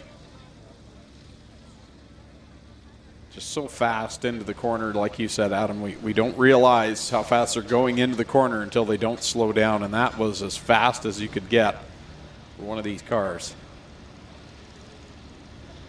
Yeah, you're not kidding. And I want to give an unsolicited plug here. While I was sitting at the racetrack today, Greg McPherson was there from Inside Track Motorsport News, and he handed me a copy of the magazine. In the 20 years that they've been producing that magazine, actually almost 25 years, I don't remember him ever handing me a copy. But Rob Morton has, the late Rob Morton. Yep. We discussed how sad it is that he recently passed away. But there is a multi-page feature on Flamboro Speedway and John and Frank Caselli that was just extremely well done. So, folks, if you get a chance, pick up a copy of Inside Track Motorsport News. If you don't already subscribe to it, you won't be disappointed. It is a great, great story, a series of great stories written by Randy Spencer, Greg McPherson, Bob Sumac wrote 1 or 2. I want to say I'm leaving some people out. Dave Franks, I think, penned some. Tim Miller from the Hamilton Spectator wrote a story as well. It's just a great, great feature on how they're coming up on 50 years of running this racetrack, John and Frank Caselli. I mean, I sometimes have a hard time staying focused on the same thing for 2 weeks in a row, let alone 50 seasons. Yeah, InsideTrackNews.com if you want to find out how you can get a subscription or a copy. I know usually they're at Chapters Indigo, or I usually see them at Walmart right on the magazine rack as well. So check that out, and the good folks at Inside Track. I'll have to check that one out.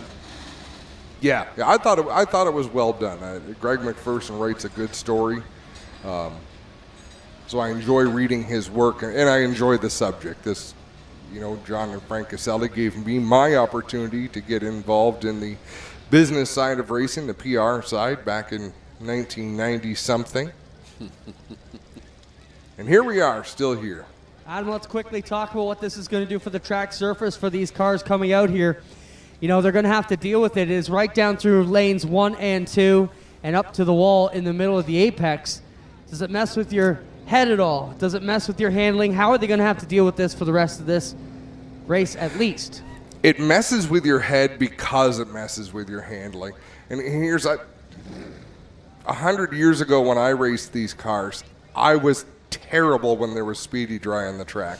And I don't think it was in my head. I think it was because it was really hard to drive through. But I see other people drive through it with less difficulty than I would. But I know for me it was a problem. So whether it was in my head or whether it's hard for everybody, especially there, you're hard on the brakes. You could kind of miss that to the inside. No, you can't. On the screen, it looks like you could miss it to the inside, but looking at where they're sweeping up on the racetrack, no, there's no way. That's the groove. Yeah, if you're down there trying to make the corner, you're not going to make the corner very well. Exactly. Exactly. So I think there's just some drivers, a lot of the best, that just they drive on the edge, but that's normal for them.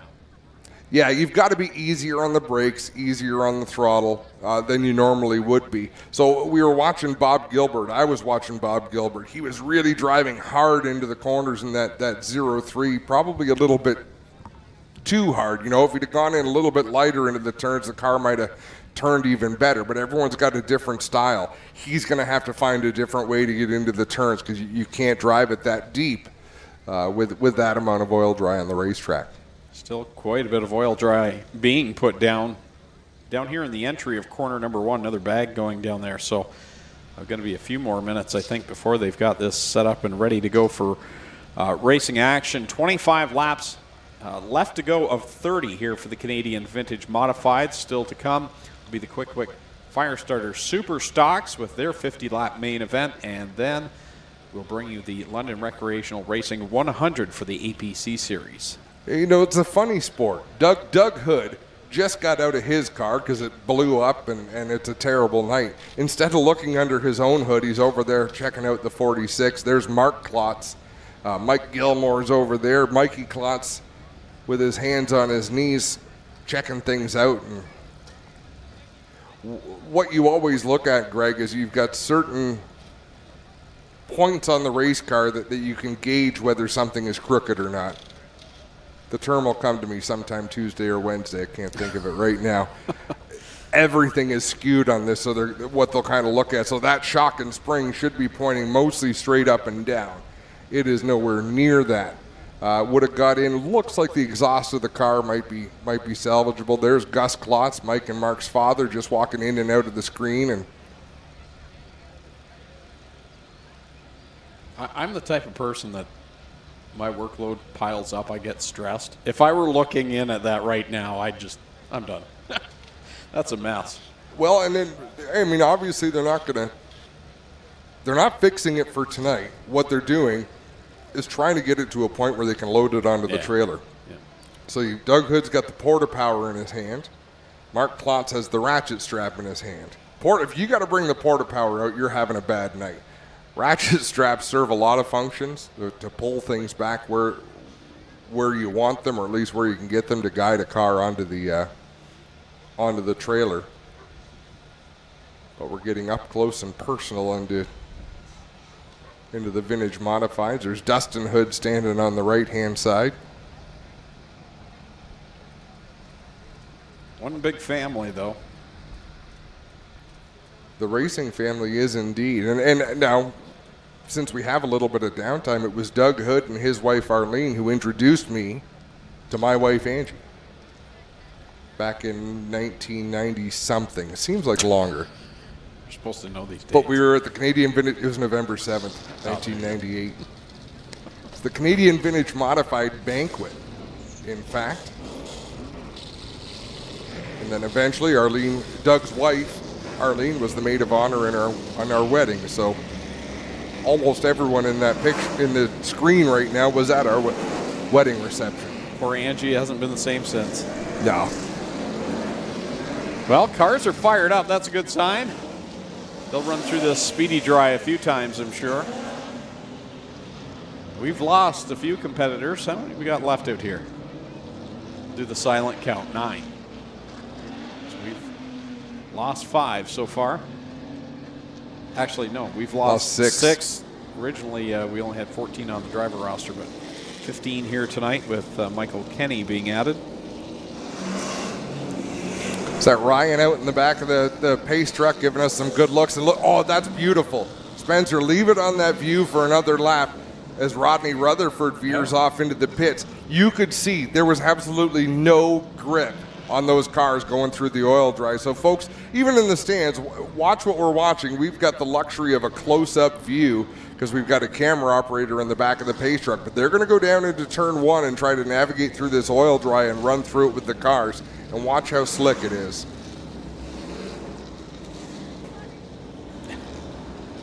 The front tires slide and then the back end slides.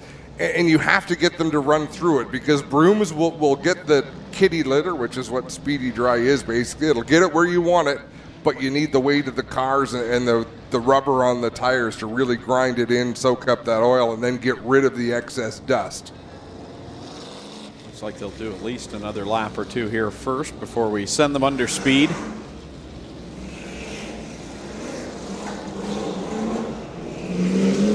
Jared Morphy is still out there from that first lap caution with a big chunk of his car missing. Running back now in 7th spot as we have 8 cars left on track, but I believe Rodney Rutherford's about to come back out. Off of corner number 4.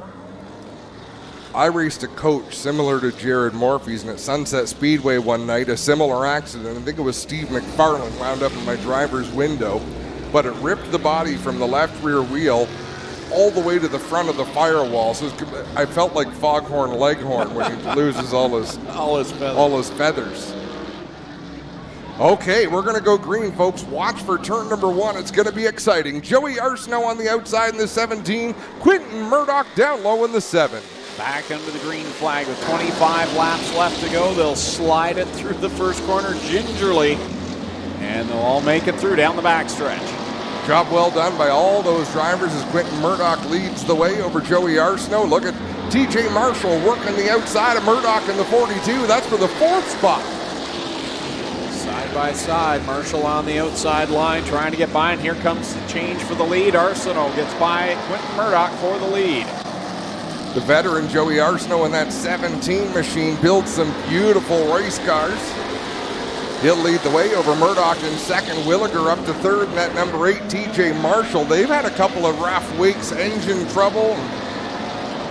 Things look to be up to speed for the driver of that number 15, but nobody getting away from Joe Arsenault at the front in the 17, all the way to Rodney Rutherford at the back in the 24. Pretty much one solid line of cars. Battle here as Quentin Murdoch will look back down low on Arsenault going into corner number 3. Arsenault will hold the spot. Williger again riding back there in position 3. Now he'll look a little bit low. Yeah, Arsenault having a tough time keeping that number 17 on the bottom of the track. Goes in on the bottom but pushes up the racetrack. That allows Murdoch to snoop to the inside, and that number 7 car down into 3 again. Arsenault closes the door and slides right up the racetrack again. Time by, 20 laps left to go, 10 complete in this race for the Canadian Vintage Modifieds. Arsenault, Murdoch, then it's side by side for 3rd. Here comes TJ Marshall. Once Marshall gets to the inside, he rarely gives that up. He'll drive it deep down into turn number 3, and Williger hanging tough though on the high side. That's impressive for the driver of this number 8. Not nearly the experience level of TJ Marshall, but Marshall completes the pass for 3rd. Murdoch right there on the back bumper for the top spot as well, as we see that battle for 3rd on back. But here comes Quentin Murdoch down to the inside.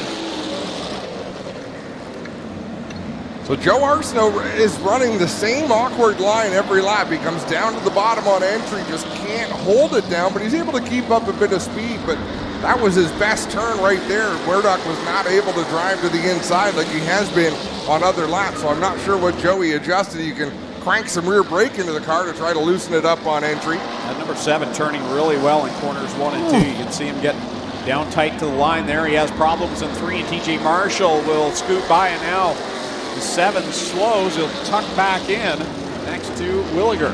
Yeah, not sure what happened. Arsenault slammed the door shut back in turn number 3 to where Murdoch really had to bite the brakes hard.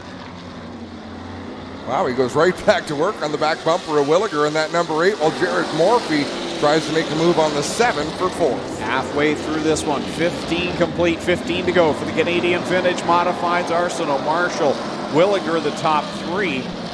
Quentin Murdoch right on the back end of the 8 machine trying to get by him again. I can't believe how hard he's driving down into the turns, really driving it deep right down onto the flat part of the racetrack to find racing room under that number 8 with Williger. None to be had as we've just passed the halfway point. In fact, it'll be 13 laps to go this time by. Arsenault continues to lead, but Marshall closing the gap ever so slightly. He'll work down to the bottom side off of 2 and get a run.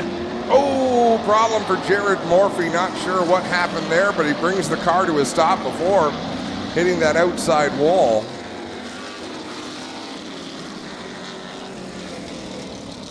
Doesn't look happy behind the wheel. As he pulls the window net down in disgust. I didn't see what happened there, but he's obviously upset with someone. I believe the steering broke on that number 18, so a tough night for Jared Morphy, and that what usually breaks that is contact with another car. I don't think Connor Ross can take credit for that because his damage is from the 18 back. Let's have a look at this. Yeah, once he hit with the right front tire, the steering broke on the 18, and I'm surprised he's going to drive it back. You put some excess wear on those, in this case, the left front tire that's towed out quite a ways. No, it's the right front. They're both towed out. Let's have another look from the aerial shot.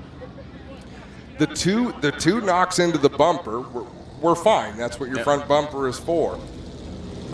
As soon as he backs off that bumper and Murdoch hesitated again, Morphy hit him with the right front tire, and then that's when your steering is susceptible to damage, your suspension is susceptible to damage, and it's damaged. 13 laps left to go. Joe Arsenault leads the way in the 17. TJ Marshall scored his second in the 15. Rick Williger third right now in the 8. Quentin Murdoch is fourth in the 7.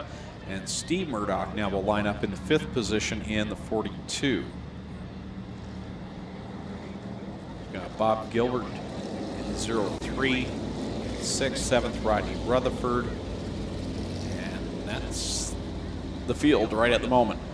So the Rutherford 24 must be running warm. Unless he has been hoodless all night long, but I don't think that he was. He did go into the pit area there right after the big wreck, I believe it was. Headed into the pits right before we went back to green, came out at the last moment, and I think that's when the hood came off. In the Inside Track article about the Speedway, the vintage modifieds are one of the original divisions here at the racetrack. Jalopi's pre-1948 bodies, so the bodies from the windows up on these cars are actually original, with a little bit of Bondo.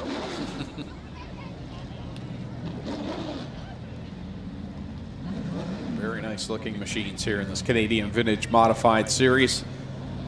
As it looks like we're ready to come back to the green flag with 13 laps left to settle it. Arsenault and Marshall get on the gas. Woo! What a start that was. Oh! Heads up, heads up. Wow, thank goodness for those billboards because there's some nice RVs parked out. My truck's parked out there. And we're going to stay green because that tire is out of the racing service and TJ Marshall is in the pits. As Darrell Waltrip would say, you picked a fine time to leave me, loose wheel. Wow. All I could see was an RV or a truck getting hit over there. That's why I parked right behind this tower. Yeah, good job by the fence, good job by the billboards. They did what they're there to do, and we can continue to race on. Nice job by TJ Marshall not to crash that car. And safely to the pit area. Meanwhile, Arsenault all sorts of sideways off of corner 4. That opens up the door for Williger. I've raced with Joe Arsenault since we were teenagers, and that's how he drives. Like if it gets a little bit loose, just hit the gas and ride it out. He's got great car control in that 17 machine, and he rides it out and manages to keep that lead. 9 laps to go. Arsenault, Williger, Quentin and Steve Murdoch right now 3rd and 4th, and Bob Gilbert running in 5th.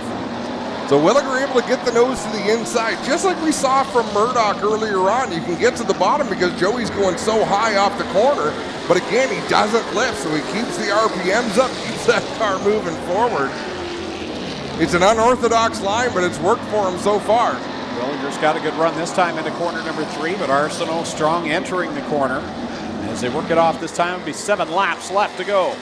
What a battle. Murdoch closing in to make it a 3-car battle and, of course, a 4-car battle. Williger looks to the inside again. Arsenault's so good getting into that corner number 3 that Williger's not able to get the run at the inside. You know, and it's just geometry, right? You can get that better run because you charge the corner, you use the banking and the arc of the turn. Williger trying to size them up. When you're down in the bottom, it's a sharper corner. You've got to lift a little bit harder. So Williger's backed off a couple of car lengths. I don't know if that was on purpose or not, but he gets that run, trying to close in once again on Arsenault in the 17. Quentin Murdoch all over the back end of the 8 machine. So the top 4 right now, all nose to tail. as this time by will be 4 laps left to go. 4 laps remain. Joey goes up the racetrack. Williger to the inside. Can't quite get it done there. He'll tuck back in line.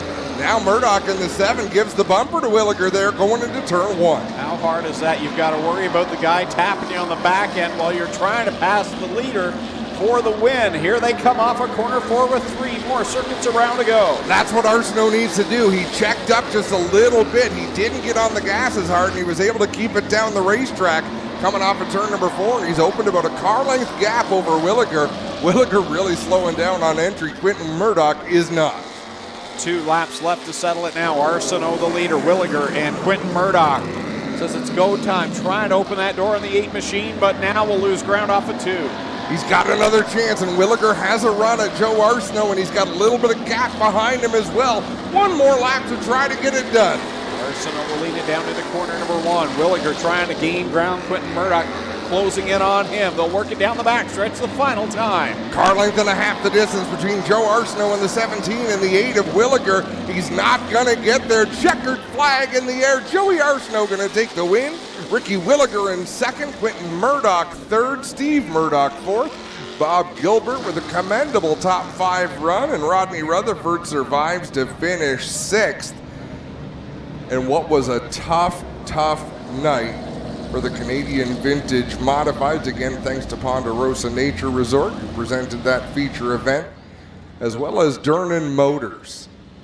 TJ Marshall will come home in 7th spot. Jared Morphy will finish 8th, 9th. Michael Kenny and 10th. Doug Hood. Michael Westwood will be 11th. 12th, Mike Klotz. 13th, Jeff Kells. 14th, Mike Pod. And 15th, Connor Ross. We just had a look. You got the wheel coming off the 15, and you can see back there, wow. Oh, it's the left front. For some reason, I thought it was the right front. Like, how did he turn that car? Still a nice bit of driving by TJ Marshall as Joey Arsenault rolls into victory lane. Clinton Jeffrey is on the scene. Quick victory lane, in fact. And as Joey gets the gear off, we'll send it down to Clinton Jeffrey, who is there to greet him. Thanks a lot, Adam. We get Joey Arsenault out of the car. How about it, Flamboro? He's in victory lane. Make some noise for the driver of car number 17 here tonight. Joe Arsenault gets it done.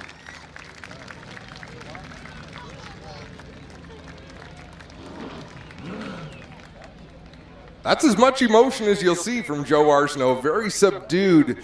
You wouldn't know it was him the way he drives because his personality is very subdued, Clint. Solid drive. Adam says that's about as most emotion we ever see out of you, Joe, but good to grab one here tonight. What was a tough night for the division, but you are here in victory lane. Yeah, thank you. I was just trying to keep it clean. I was afraid I was going to cause a big wreck there or something, and I just didn't want to spin it myself. And I mean, I've seen a lot of guys were getting taken out, but I can't thank my sponsors enough. Inland Truck and Trailers, Jason Enterprise, Ponderosa Nature Resort for today, and Young Drivers of Canada, Epic Racewear, B&B Decals, Oakville Trailer Racing Stuff, Georgetown Printing, and everybody that's on the club. Makes it great. I think you hit them all. Joe Arsenault gets the feature win here. We'll move over here and talk to Ricky Williger. Rick, solid drive for you. You guys had a good battle going here, but you finished on the podium. That's got to be a pretty good finish considering what a lot of the other guys in the class had to deal with tonight. Yeah, it's unfortunate. I hate to see all the guys crash, but glad you got a second place finish. Anybody you want to thank for a great run here tonight? Thank the whole club. Awesome. Thanks, Young Drivers. They're a big help. All the sponsors on the car, B&B Decal, Oakville Trailers, Racing Stuff, big sponsor, Epic Racewear, Sauble Falls, Inside News, Georgetown Printing, and Touchwood Cabinets. There you have it. Ricky Williger gets it done. We'll move over and talk to Quentin Murdoch. Solid drive for you. You got to be super happy with how this went. Third place, but you were fast. Yeah, it was hard to keep the car out front. You know, once they got by me, I had a little trouble with the wheel, but it was just hard to keep the car out front. So once I got behind them, I tried making moves, but I just couldn't get it through. Not bad. Third place for Quentin Murdoch. Ricky Williger will be second, and your winner, Joe Arsenault, guys, up to you. That'll wrap it up from Quick Victory Lane here at Flamboro. So one feature event into the record books. We have the Quick Firestarter Super Stocks up next, and we'll bring that to you right here on GeForce TV.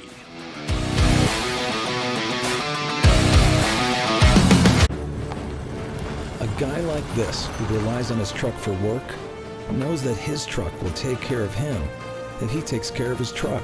And WeatherTech has always been the ultimate protection. From floor liners to no-drill mud flaps to tech liner for your truck bed to bump step to the handy under-seat storage system. And Cup Phone keeps phones secure in any cup holder. Order your ultimate protection today at weathertech.ca. Well, good evening, everybody. Welcome to our weekly race chat. Adam Ross and Clinton Jeffrey are live and interactive every Tuesday night. Rivals Race Chat is your home for race discussion, debate, news, interviews, and more. They'll even take your questions and comments live on the air and talk to some of the newsmakers each week. Tune in every Tuesday night at 8 p.m. on GeForce TV. When you think about it, productivity starts at planting. So it's time to rethink how productive your planter can be. We did with the new Case IH 2000 Series Early Riser Planter. We rethought your row unit so it's tougher, more accurate. We rethought your meter, took the most precise technology, factory installed it. We rethought every inch of the Case IH Early Riser Planter to make it the most productive planter around.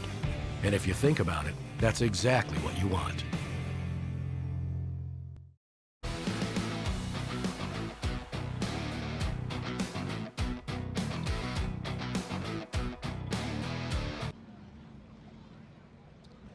Back to Flamboro Speedway on GeForce TV as we get ready for the Quick Wick Firestarter Super Stocks with their feature event set to come out onto the racetrack here momentarily. This is round number 3 on the season. The first race took place at Delaware Speedway back on Canada Day weekend.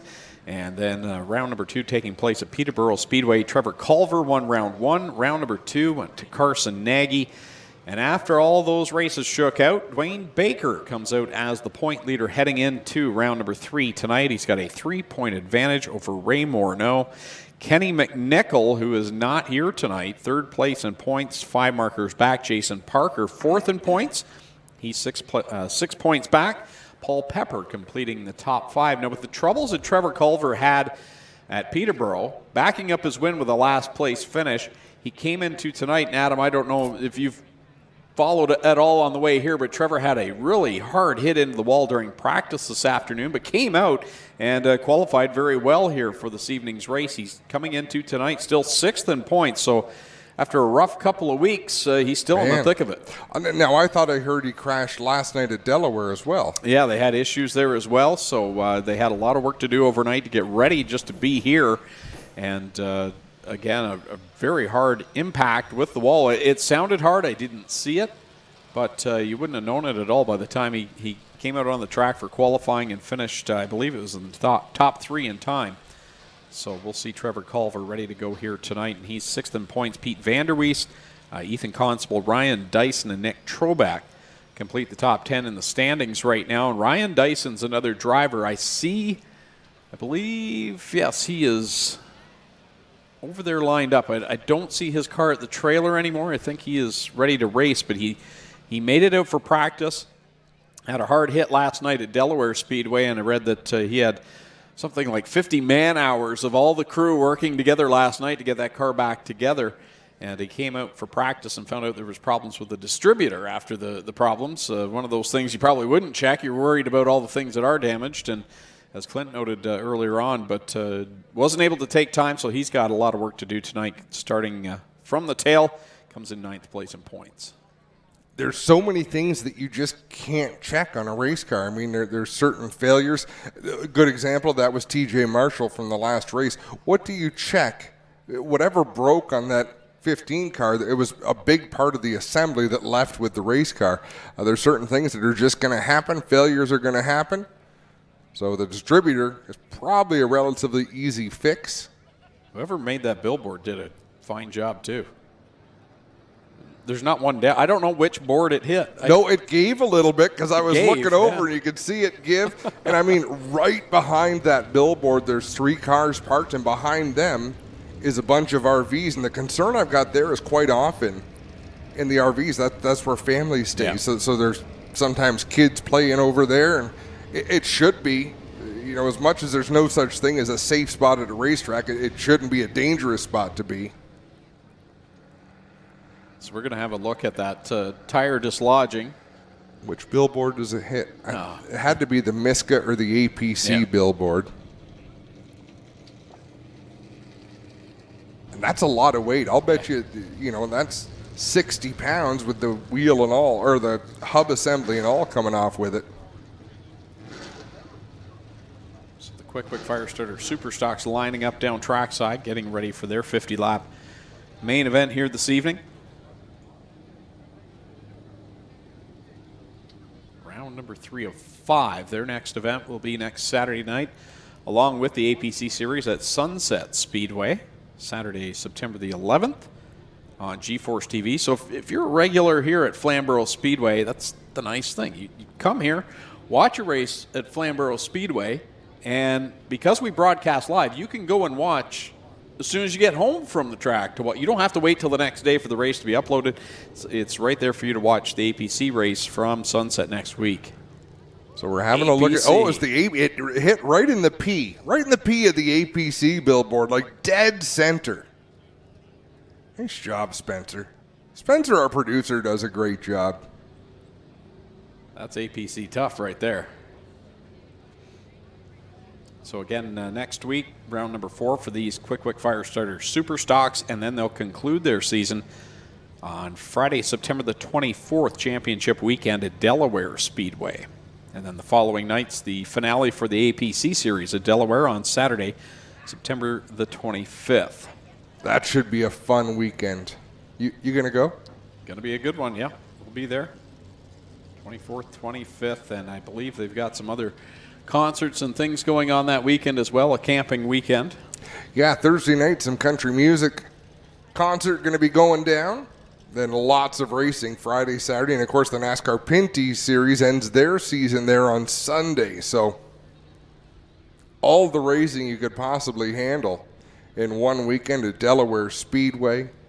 And they're equipped. That place is equipped for a big multi-day event. I mean, historically, they've had a lot of great camping weekends down there.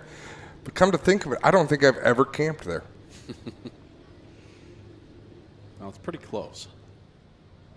Pretty close to travel, too, for us. And big camping weekend continuing down at Brighton Speedway as they're racing tonight. Their Labor Day Classic will be there tomorrow night right here live on GeForce TV for the second night of their 2-night special featuring the Pinty's Knights of Thunder 360 Sprint cars along with the Pinty's Action Sprint Tour. They'll also have late models on the card with Thunder Stocks, Comp 4s, and Stingers tomorrow night. 6 o'clock is race time. And I believe that is the time we're going on the air, 6 o'clock tomorrow night right here on GeForce TV. And then as we mentioned earlier, next Friday night will be at Humberstone Speedway. As again, it'll be the 360s, the crate sprints, along with street stocks and the dirt car sportsmen at Humberstone next Friday night. That's a change from having the mini stocks. And then the following night, as I just mentioned, will be at Sunset Speedway for the APC Series and the Quick Firestarter Super Stocks. And then, as we mentioned, will be Friday, September the 17th at Merrittville Speedway for sprint cars and stock cars right here on GeForce TV.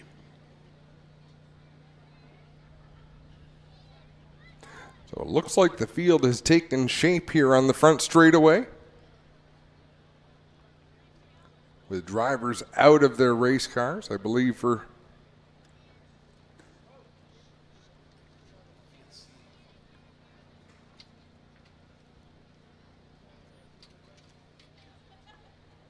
all right, Spencer, if you don't mind, we're going to need a look at the last car, and we'll need a camera to get up through there.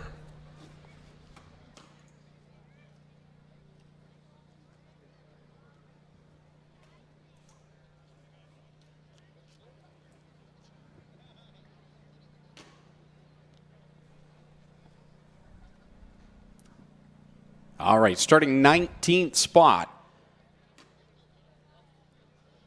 Out of Elmer, Ontario, driving the Douglas Windows and Doors APC Auto Parts Center. Number 28, it's Ryan Dyson. Starting in the 18th position, out of Windsor, driving the Shock Pros ATV Accessory and Parts, Kerry Morrison Realty. Number 19, Kevin Trevelyan.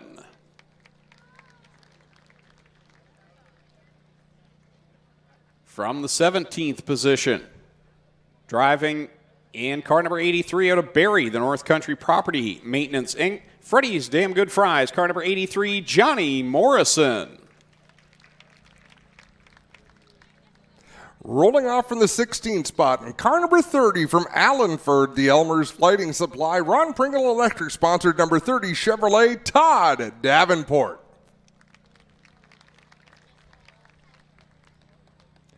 To his inside, all the way from North Bay, in the HumberviewParts.ca Action Utility Trailers, number 29 Chevrolet, Paul Pepper. Starting in the 14th position from St. Thomas, Ontario, the VP Specialized Carriers Pro Waste Solutions Chevrolet, car number 7, Pete Vanderweest.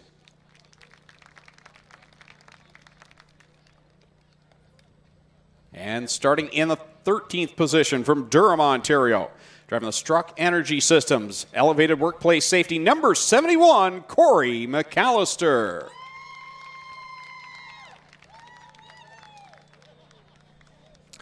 Next in line on the outside,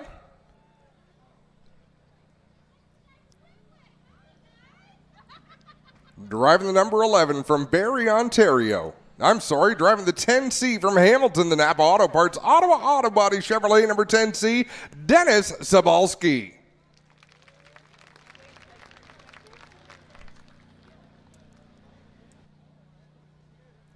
To his inside, behind the wheel of the number 73 out of Hamilton, the Alexander Glass and Door sponsored entry, it's Nick Troback.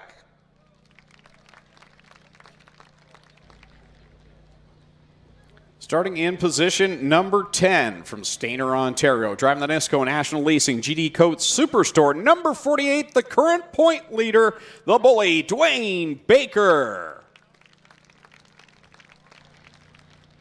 And starting in the 9th spot from Windsor, Ontario, driving the Iron Mike Industries, Reed Farm, 03, Ray Morneau Jr. Starting at 8th, from Port Elgin, the Mowbray's Canadian Tire, K&K Lawn Care, number 8, Jason Parker. And to his inside, from Lucan, the Inventory Express Lubricants, Carter Trucking, number 1, Trevor Culver. Starting in the 6th spot from Barrie, Ontario, Lefroy Plumbing, Lynbrace Farms, car number 11, it's Ethan Constable. And starting in the 5th position from Mount Hope, Ontario, driving the Queenston Chevrolet, Graphic Market Solutions, car number 93, Carson Nagy. To row number 2 we go, on the outside of the second row from Brampton. Driving the Bester Forest Products Ford, number 36, Lane Zardo. To his inside from Newmarket, the Wayfreight Line X Newmarket Ford, number 17, Garrett Teemersma. And now your front row, starting from the 2nd position out of Cambridge, the London Recreational Racing Grey Bar Canada, car number 12, Justin Collison. And starting from the pole from St. Thomas, Ontario, the APC Auto Parts Center Radar Auto Parts, number 07, Nick Ramsey. Well, Nick, you've got the pole position for this race. You've got a long way to go with a lot of cars behind you. What's the game plan? Hold on. It's a long race, a lot of fast cars behind us. We got the starting spot. Plan is just try to hold on to it. There you have your polls there, ladies and gentlemen. How about a hand for your Quick Super Stock starting lineup? We'll turn it back to Greg and Adam to get us ready as the drivers get strapped in and ready to roll. Yeah, we'll get these drivers buckled up, and we'll take a quick break and be right back with the start of this 50-lap main event for the Quick Firestarters. Firestarter Superstock Series here on GeForce TV. Well, good evening, everybody. Welcome to our weekly race chat. Adam Ross and Clinton Jeffrey are live and interactive every Tuesday night. Rivals Race Chat is your home for race discussion, debate, news, interviews, and more. They'll even take your questions and comments live on the air and talk to some of the newsmakers each week. Tune in every Tuesday night at 8 p.m. on G-Force TV.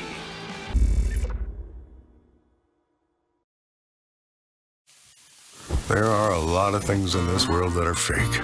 Your food shouldn't be one of them. Pinty's Man Cave sausages and street dogs. Authentic food for real people. Crave the cave, friends. Pinty's Man Cave. What makes a trailer a Miska?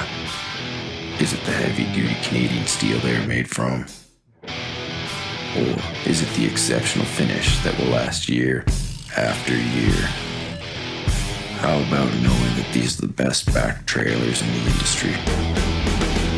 These are the reasons you buy Miska. So what makes these trailers a Miska? It's the hard-working Canadians who craft them. We are Miska. We are Canadian tough. This G-Force TV broadcast is brought to you by RS1, 99.9% pure top-grade methanol, the official fuel of the Action Sprint Tour. BestWayBetting.com, where the dreaming is easy.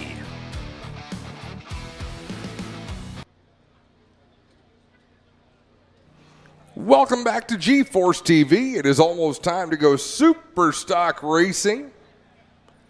Now, I do see Clinton Jeffrey cooking something up there on the front straightaway, so I don't want to get ahead of myself and suggest what might be coming next, but I have a feeling as these drivers continue to get strapped in and buckled down. I got Frank Wall here from Quick, our good buddy Frank. Frank, we talked earlier in the broadcast about all these tracks getting together on common rules that would bring us something like this. How cool is that you're here tonight and we've got this Quick Super Stock Series. A big race fan you are, and you're getting even bigger of a fan every week. Thank you very much, and it's been great. We just got back from a race here in Toronto, and we made it just in time. So we're glad all the fans are here, and it's awesome to see. Well, Frank, you hang around. We'll be right back, and you're going to do the most important words in racing as soon as he gives the cue, so don't leave. Adam, Greg, we're almost ready to go. Yeah, I had a good chat with Frank over at Canadian Tire Motorsport Park. He's everywhere. I mean, we get to a lot of races, but so does Frank. He's supported so many racers and events and series this season, and he does his best to get to as many of them as possible. It was a great day of racing. We're following that with a great night of racing, and this is going to be 50 laps of quick super stock excitement. Well, Adam, they say we're ready. Fans, are you ready? I said, fans, are you ready? Let's hear you make some noise. That's more like it, Frank. Frank, we need those words. 3, 2, 1. Gentlemen, start your engines. All right, that's a good job, Frank. Get up there and enjoy that race. We're going to enjoy it. Adam and Greg, they're ready here trackside. It's all yours. Nothing like hearing those engines fire. To get you going, ready to go here for the Quick Firestarter Super Stocks, 50 laps. A look back through the field. I don't think there's a clear-cut choice for the winner, Adam. That's the best thing. Oh, I really enjoy this Super Stock Series. No, and you're absolutely right. When we talk about points, championships, your contenders are back in the fifth row, and they've got a long way to go. That they do, and it's a long race, and it's interesting to think what's going to happen here. You've got some drivers in this field that don't race here a whole lot, and this is their first attempt at it here in 2021. And you've got a few drivers that have a lot of laps at this track, so it's going to be interesting to see who comes out on top. You've got a fantastic mix as well of young guns and some wily veterans, and talented on both ends of the spectrum. Dwayne Baker, a wily veteran, Todd Davenport, but the young. I mean, to point out the young, Nick Ramsey and Justin Collison, that front row. And then Garrett Teemersma. Lane Zardo, heck, he's one of the older drivers in this field, if you can believe that. Definitely a lot of youthful energy. It's exciting for us to see, and we're about ready to roll behind this Bennett Chevrolet pace car.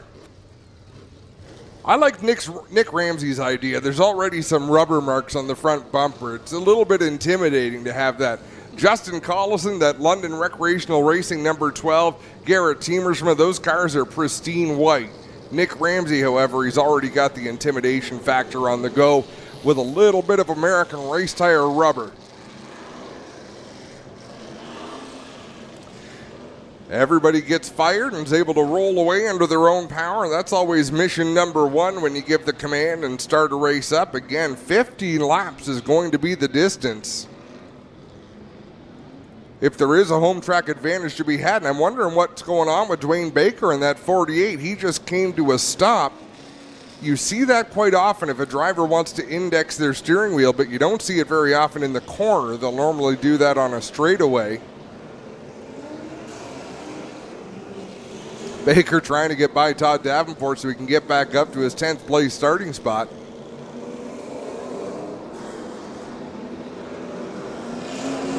Again, Baker the points leader. Ray Morneau Jr. is in second. Very impressed by Trevor Culver and the amount of work that team has done to keep him in the game. Same with Ryan Dyson in the 28. Perseverance pays off, that's for sure, in a championship battle. And they are in the midst of one. So Justin Collison again from Cambridge, Ontario, a third-generation racer. His dad, Brad, longtime veteran of stock car racing in Ontario. His late grandfather, Jim Collison, of course, competed with the Canadian Vintage Modifieds for a long time. He is in the Flamboro Speedway Wall of Fame. I guess you're on the Wall of Fame, not in it, but...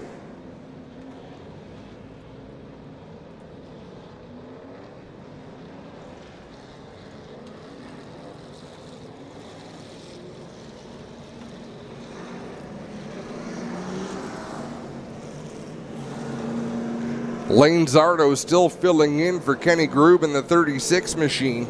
Bester Forest Products, that's been a good relationship. Seems some success behind the wheel. He'll roll off of the outside of row number 2. Of course, Carson Nagy, the winner up at Peterborough Speedway. He'll start from the 5th spot.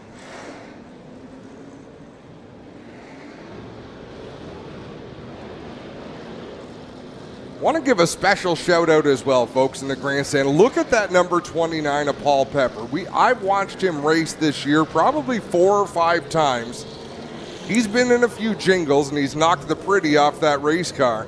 But when he shows up to the track, that car is always in car show condition. Like, you could put that in a showroom and show it off. He puts a lot of effort into making sure it looks just the same as it did when he arrived at the last race, and it's always the one that turns the most heads, I think.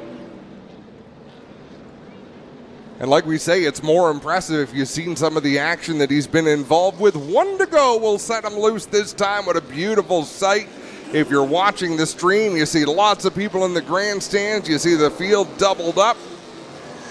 The back of the field having to hustle to catch up and get jumbled up as Nick Ramsey in the 07 and Justin Collison in that number 12 get ready to bring them to green.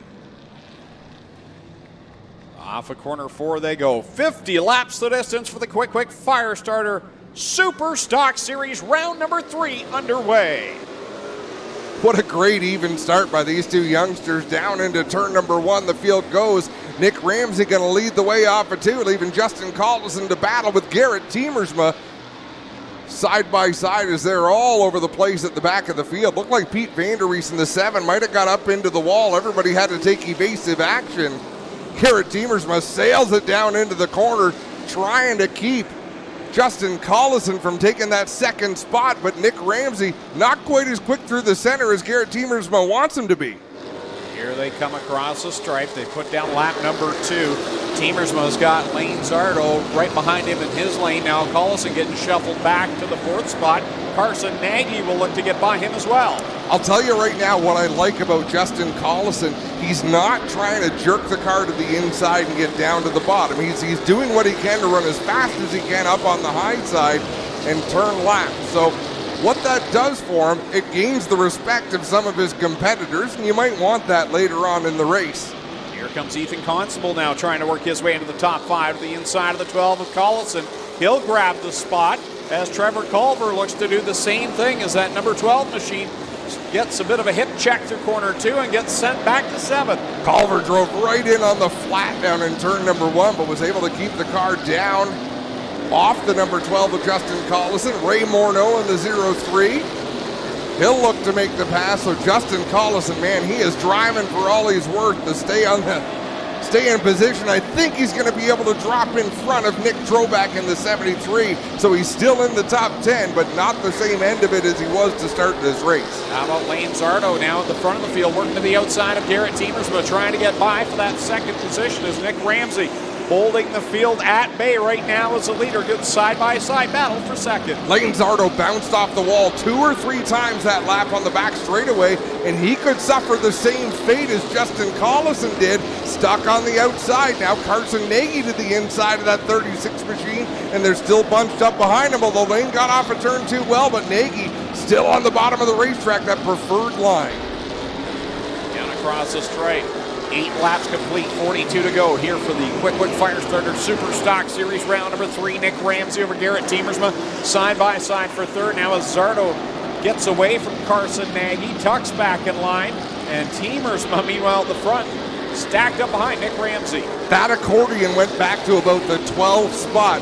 It was finally broken when Jason Parker was able to get off the back bumper of Corey McAllister in the 71, but chain reactions go a long way. New race leader, it's Garrett Teemersma out front in that weight freight number 17. And here comes Lane Zardo now down to the inside of Ramsey as they complete the lap, put Zardo to the second spot, Ramsey in third, and he got all sorts of loose down in corner number 2.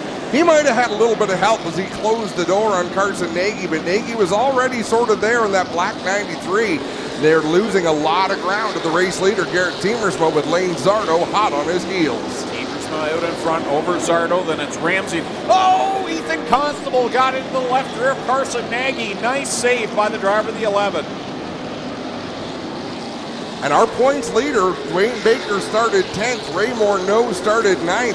Morneau is up just out of the top 5, but he's put about 6 spots on Dwayne Baker in the early going of this one. Off of corner 4 comes the leader. This time by, it will be 13 on the board. 37 to go here with Teemersma, Zardo pulling away from the rest of the pack as Ramsey's got Nagy, Constable, and Culver all looking down his back bumper. In order to make a pass here at Flamboro Speedway, you don't need to be a little bit faster than the car in front of you. You need to be quite a bit faster than the car in front of you. Very difficult to make a move, and Nick Ramsey defending the bottom of the racetrack going in. You can see Carson Nagy trying to time the center of the turn, get that car rotated to get back on the throttle. But right now, Nick Ramsey doing what he needs to do to maintain third. Right now, I think if I'm Lane Zardo, I'm happy to just kind of ride behind Garrett Teemersma, put some gap on the field, and make some run. Wow, Dennis Zabolski just crossed over the back end of Paul Pepper. I mean, he was riding him down the front straightaway. So a little bit of contentious battling going on deep in the field. It's all nose to tail from third on back to Dwayne Baker, who right now sits in the 12th spot. Yeah, Baker dropped 2 spots early in the going. Ray Morneau picked up 2 spots early, so that puts that separation there. Ryan Dyson in the 28, he's going to call it a night, pulls into the pits. That's a heartbreak, all the work they put in over the last 24 hours and having to pull off early. Ryan Dyson done for the evening. I got to talk to his brother tonight, guys. They said they had problems with the distributor that we knew about. All kinds of other issues. They had a rat go away on them that they had to replace after practice, and more things going aside here on the 28. He'll be done for the night. And you're better off, Clinton, to cut your losses. You know, if things aren't going right or if the gauges are starting to spike, just pull it off and live to fight another day. The top 2 really scooting away. They're a straightaway ahead of the battle from third on back. It's Garrett Teemersma and Lane Zardo. You see in the screen at the top, and then we see the rest of the pack behind them. A good close racing throughout. Yeah, and Ethan Constable pushing Carson Nagy down into the corner. Nagy went up the racetrack, and I'm not sure if it was by choice or if he had to chase that 93 up. Right now we have 21 laps complete, make it 22 laps complete, 28 to go here for the Quick Firestarter Super Stocks at Flamboro Speedway. Pardon me, yeah, we're at 29 to go. Little further back, Justin Collison getting into the back end to Ray Morneau in the 0-3. They've lost touch of that group ahead of them by about 4 or 5 car lengths. Culver looking to the inside of Carson Nagy down into turn 1. Got to give credit to Nick Ramsey, though, right now. He's done a nice job to hold on to that third spot. He might not have the quickest car in that group, but he's running a good, steady line, hitting his marks and doing what he needs to do. Yeah, I don't think, though. I think Ethan Constable's a little bit more aggressive than Carson Nagy was. Constable getting that front bumper just up underneath the 0-7, trying to lighten him up through the turn to get him to slide up the racetrack. 6 laps left to go as the leaders work down the backstretch. The rest of the pack at the start and finish line. Very soon, the top 2 are going to start catching the back of the pack, and here goes the battle for the third spot as Constable slips down to the inside of Ramsey. Ramsey holding him down there on the high side of 3 and 4. They come off the corner side by side. Ramsey might win that battle, and he does. Constable all sorts of sideways, trying to wheel it through the corner. He'll lose ground off the 2 that time. Nagy all over his back bumper. Trevor Culver riding there in that spot right behind Nagy. Justin Collison had been pressuring Ray Morneau for the 7th spot, and now I see he's lost the position to Corey McAllister in the 71. McAllister closing in on that 0-3. Out in front, they are nearly half a track ahead. Now seeing Kevin Trevelyan right in front of them and the possibility of lapping him in the coming laps. As we are at 23, make it 22 laps left to go now. Just past the halfway of this one. It shows you how competitive this field is. That's a lot of laps under green, not encountering any lap traffic. So all of these cars are pretty close to being on the right pace. Wow, Ethan Constable was as far under the rear deck lid as could be on Nick Ramsey without spinning him around. He's trying to get by. He knows he's got to get going. And you remember, the bump and run is a completely acceptable move in short track racing. The dump and run is not. So he's trying to size him up, trying to lighten him up, move him up the racetrack. He hasn't been overly dirty just yet. As I say that, he's given him a real good push in turn 4. Leaders get by the 19 machine. Now Todd Davenport next in their sights, and they're going to be at the back of this train that's led by Nick Ramsey in third. Here comes Constable now. He's got a good run on Ramsey. He'll slip by. Here comes Carson Nagy as well. Yeah, Nagy benefits from Ethan Constable making that hole. Trevor Culver going to try to get there as well. Ray Morneau, he's really got some catching up to do to get through that opening. But as I say that, Nick Ramsey fights back well on the high side with Trevor Culver. 18 laps left to go. It'll be 17 this time by for the leaders who are right there behind Todd Davenport. Meanwhile, here's the battle. Well, we'll go back to Teamersma and Lane Zardo, 1 and 2. But there you see they've caught Todd Davenport in the back. There's the battle between Morneau and Ramsey. And Davenport knows it's time to go. He's still got some hood damage from earlier on. I believe it was Pete Vanderwees he got together with. And look at Justin Collison stuck on the outside again. He closes back in on the 07, which is who he was trying to pass on the outside earlier. Now Jason Parker has him hung up on the outside once again. Constable right now runs in third, Nagy fourth, and Culver fifth. That's the running order with now 15 laps left to go. Teamersma, Zardo have been 1-2. Zardo, you got to think, just biding his time behind the leader. To give the fans a bit of a short track education here, so the leader's coming up on Todd Davenport. He does not have to slow down or get out of the way. He has to run his line, but he is not a lap car until they pass him and they complete a lap. So he's still a lead lap car. It's a little bit different. All of these cars they're closing in on, they're going to the bottom as a courtesy, but they could have kept on racing. So Garrett Teamersman's got to be pretty happy with the way that worked out as Lane Zardo, those brake rotors glowing cherry red on the 36. And they get by Nick Troback as well. Next car is in sight, I believe it'll be Pete Vanderweest, and the other car he's racing with is Dennis Sobalski. Sobalski in that black and white number 10C. Vanderwees makes the pass on him, and he'll try to get away as laps are winding down. I want to have a look this time. The leaders weren't in any traffic. I want to compare their lap times to Ethan Constable running third.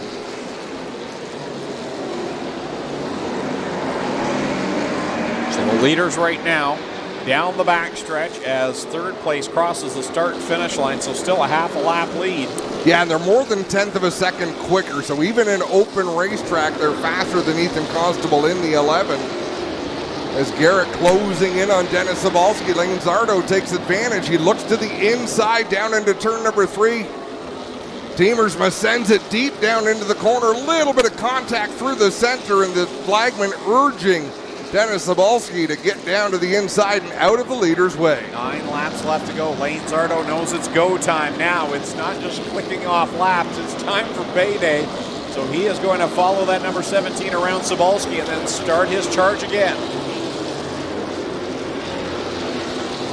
Yeah, you're right on the money. You take every incident, every occasion, lap traffic, get through it, and then refocus on that race leader. And Zardo was close enough that if he wanted to lift up the 17 of Teamersma and jack him up, he probably could. But Garrett Teamersma, he's drove a great race so far. 2 down through corners 1 and 2 as they've gotten by Sabalski. They've got a bit of clear track before they get to Vanderwist and the 7th machine. All the while, it's still Ethan Constable, Carson Nagy, and Trevor Culver running 3rd through 5th.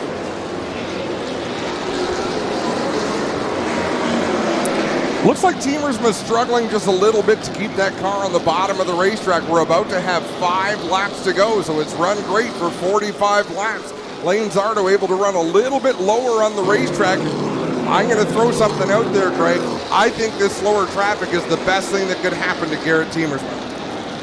We'll see what happens here. It'll be 4 laps left to go. This time by Zardo, hanging with Teamersma the entire time. As they come down across the stripe, next in line for them to try and get by is Justin Collison and Pete Vanderwist and Paul Pepper. Not easy cars by any means to get by. No, not by any stretch. The reason I said that, in clear racetrack, Lane Zardo, I think, is a little bit faster. He could close in and put the bumper to the race leader should he choose.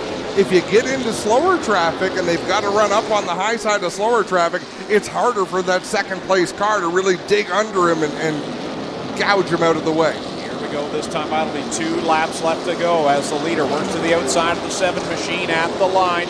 It is Teamersma running the outside into corner number 1 to try and get around the 12 of Justin Collison. And he gets a good run off that corner to pull away a little bit from Zardo. And that's what I'm talking about. Now Garrett Teamersma has a little bit of a buffer over the second place car of Lane Zardo, and he's got clear track for the final lap. Can he get it done? Garrett Teamersma has been trying to find that win in this series. He's been pumping it up since it began. Here we go through 3 and 4 the final time. The 17 will roll it off a corner 4, and Garrett Teamersma will pick up the win. The Quick Firestarter Super Stock Series. Second place goes to Lane Zardo. Third place, give us a minute, folks, and then we'll get to it. Ethan Constable going to come home in the 3rd spot. Carson Nagy 4th. Ray Morneau rounds out the top 5. And it's Corey McAllister, Nick Ramsey, Trevor Culver, Jason Parker, and Dwayne Baker rounding out the top 10. Race fans, that is how it should look. That is how you can run full-fendered race cars here at Flamboro Speedway and put on a whale of a show, as I believe we're going to see a very excited Garrett Teamersma in victory lane, Clinton Jeffrey.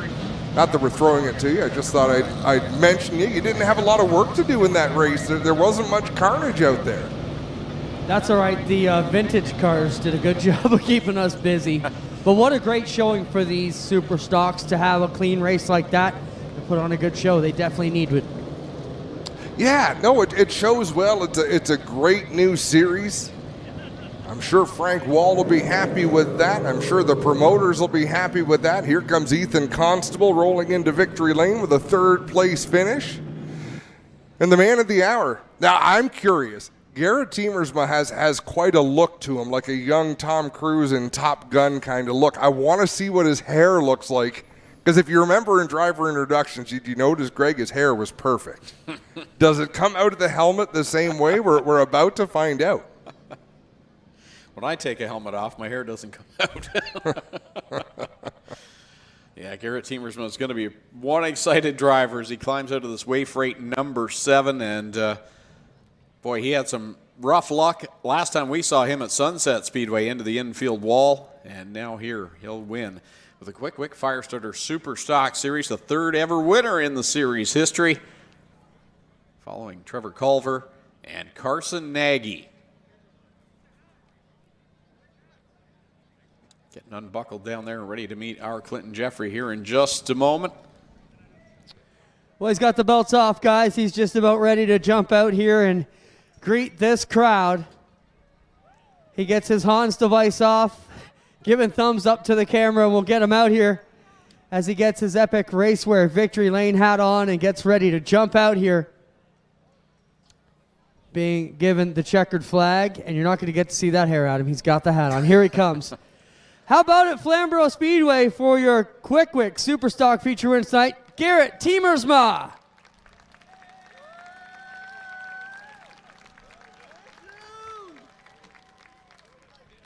Come on around, Garrett. We'll talk to you here. We got a trophy for you. All the folks from Quick ready to greet you, too. Congrats there. He'll pick up the trophy as the feature winner tonight.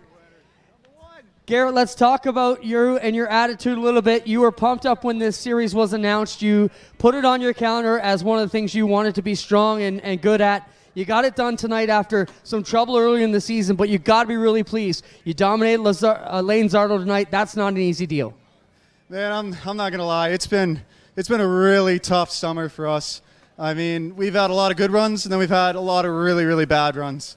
And that 36 car has been my Achilles heel all year, and honestly, I'm happy to beat him, but he drove a great race. He kept me on my toes. I was looking in my mirror every corner like, that's one heck of a driver, and I'm just happy to get the win. The car's clean.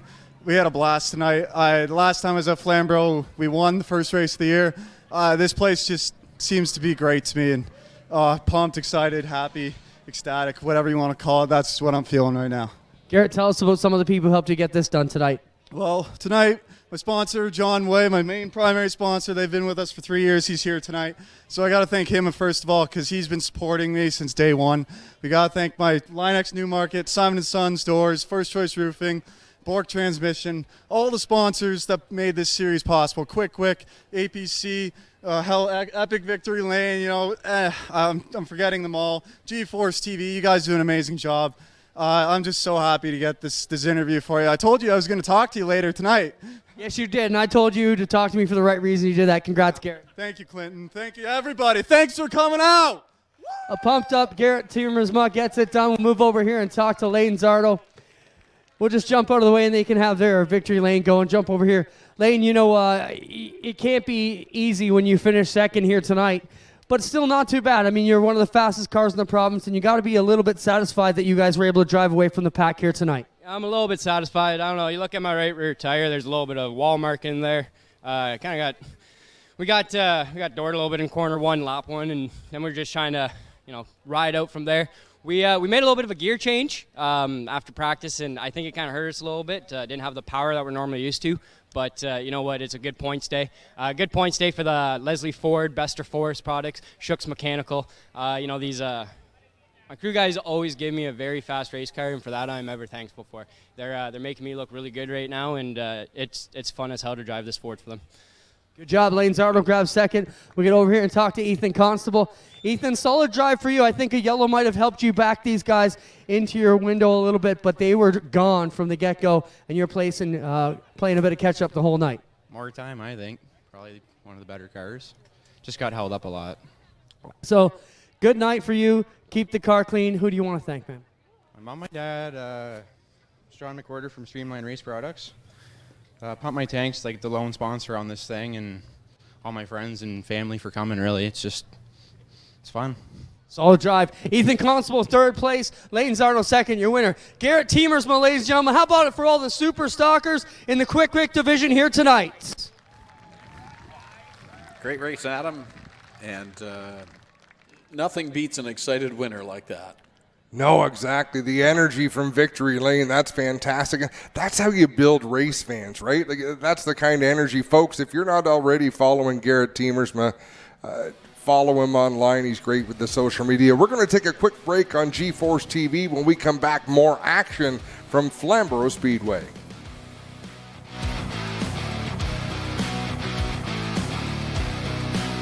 When you think about it, productivity starts at planting. So it's time to rethink how productive your planter can be. We did with the new Case IH 2000 Series Early Riser Planter. We rethought your row unit so it's tougher, more accurate. We rethought your meter, took the most precise technology, factory installed it. We rethought every inch of the Case IH Early Riser Planter to make it the most productive planter around. And if you think about it, that's exactly what you want. What makes a trailer a Miska? Is it the heavy-duty Canadian steel they're made from? Or is it the exceptional finish that will last year after year? How about knowing that these are the best back trailers in the industry? These are the reasons you buy Miska. So what makes these trailers a Miska? It's the hard-working Canadians who craft them. We are Miska. We are Canadian tough. A guy like this, who relies on his truck for work, knows that his truck will take care of him if he takes care of his truck. And WeatherTech has always been the ultimate protection. From floor liners to no-drill mud flaps to tech liner for your truck bed to bump step to the handy under-seat storage system. And Cup Phone keeps phones secure in any cup holder. Order your ultimate protection today at weathertech.ca. Early man discovered fire, but Quick Quick perfected fire. Quick Quick is the only fire starter that guarantees to start your campfire, wood stove, or fireplace without the need for kindling or paper. Find your nearest Quick Quick retailer at quickquick.com. There are a lot of things in this world that are fake.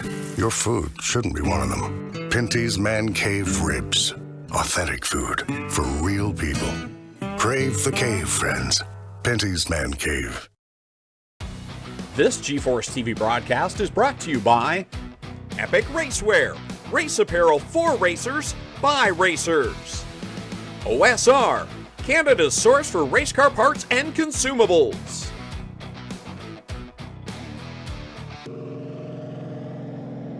Welcome back live to Flamboro Speedway in Millgrove, Ontario for the APC series on G-Force TV. My name's Greg Kellman. With me up in the corner one tower is Adam Ross. And down in the infield, Clinton Jeffrey. And a great night of racing so far. The final event ready to take off as the cars we see on screen right now lining up for the start of the London Recreational Racing 100 from here at Flamboro Speedway. It's race number 6 of 8. Still to come next week will be at Sunset Speedway, and then 2 weeks after that, Delaware for the finale. And it's been a great season in that it's been completely unpredictable. Last year ended up by the end of the year a little bit predictable, and Joe Lawrence just dominated, good on him. But this year, although Brandon Watson's been so good to start the year, he got a win last week. That win really came out of nowhere because for the last 3 events, the 2 at Sabla and 1 at Sunset, he was just kind of there in the top 10, but not the threat that we expected to be. And that's what wins championships, is that solid finish in the last race at Sauble. So tonight, don't know what to expect because we have seen some first-time winners in Jordan House and Jake Sheridan getting his first win at Sauble as well. And this is a track that I think can produce that as well. Oh, I think it certainly is. I mean, this is a place where you want to survive first and then you want to thrive. And there's a number of drivers looking for that breakout win. And Ryan Kimball comes to mind, flying Ryan Kimball in that 29 machine. Tons of speed in that race car.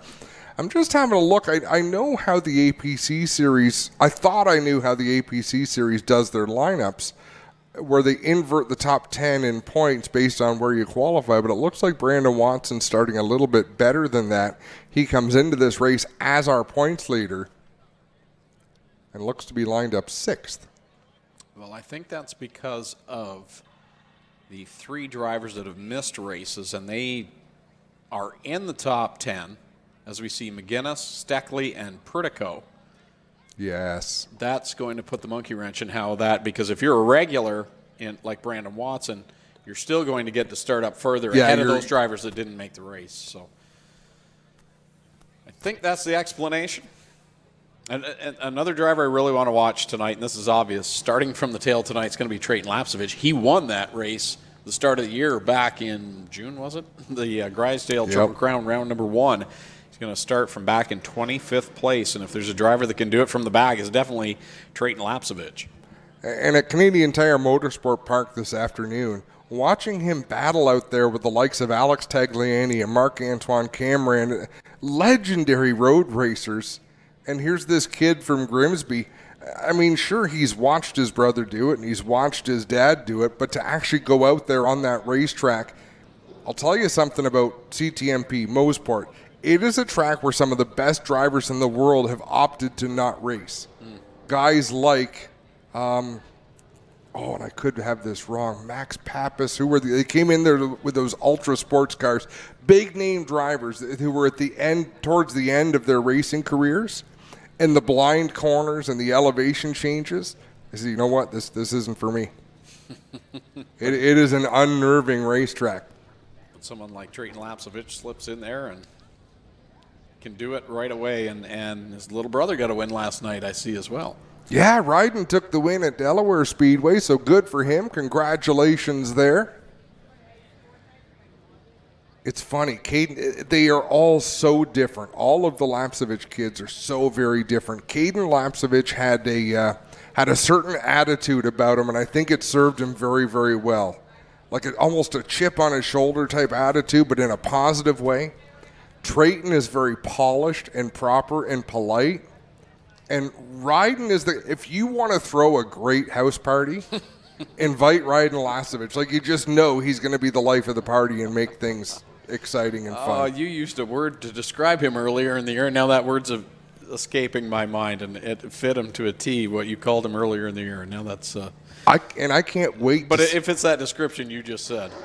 I can't wait to see their dad, Jeff Lapsevich. I saw him today, but I'll see him later on. He is about to get knocked out of the top 3 Lapseviches to ever race in the NASCAR Pinty Series, which is really, really funny to me. The last few cars heading out onto the racetrack. In fact, I see the last row, the second last row, rather, and then we'll have Trayton Lapsevich, of course, bring up the tail. Drivers and crew down trackside getting ready for the start of this one. And it's been a great night of racing action. We saw a bit of both things. The Canadian Vintage Modifieds, great racing, had some mishaps in that one. And then we just saw that green to checker finish for the Quick Firestarter Super Stock Series. Your guess is as good as mine as what to expect here in the next 100 laps for the APC Series, but I'm sure it's going to be a great finish, as always, here at Flamboro Speedway. All cars now on track, so it'll be just a few moments here before we give you the starting lineup for the London Recreational Racing 100.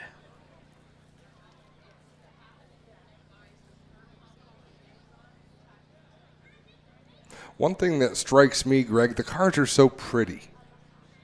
Right now. And 100 laps. It'll be a different sight, and we're hoping maybe a couple of rubber marks up the side, and that's about it as far as damage goes. I am excited to watch Kyle Steckley behind the wheel of that number 24.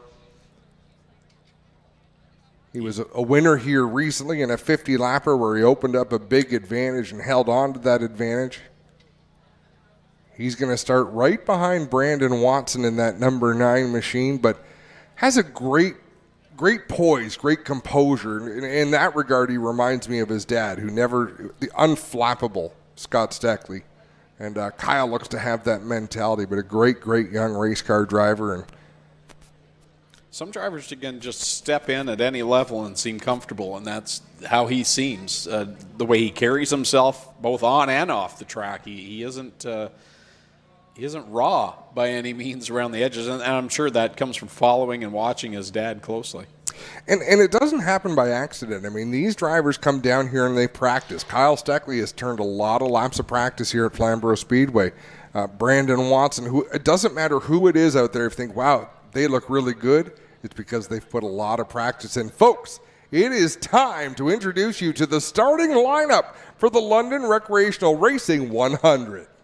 Starting 25th from Grimsby in the RGC Sports Aces Services, Number 32 Toyota, this is Trayton Lapsevich.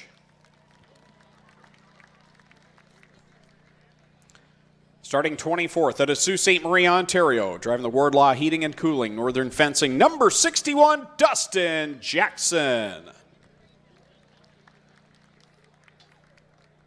Going from 23rd from Guelph, Ontario, driving the Maker Pizza Retail Design Group, Chevrolet number 9070, Tyler DiVincenzo.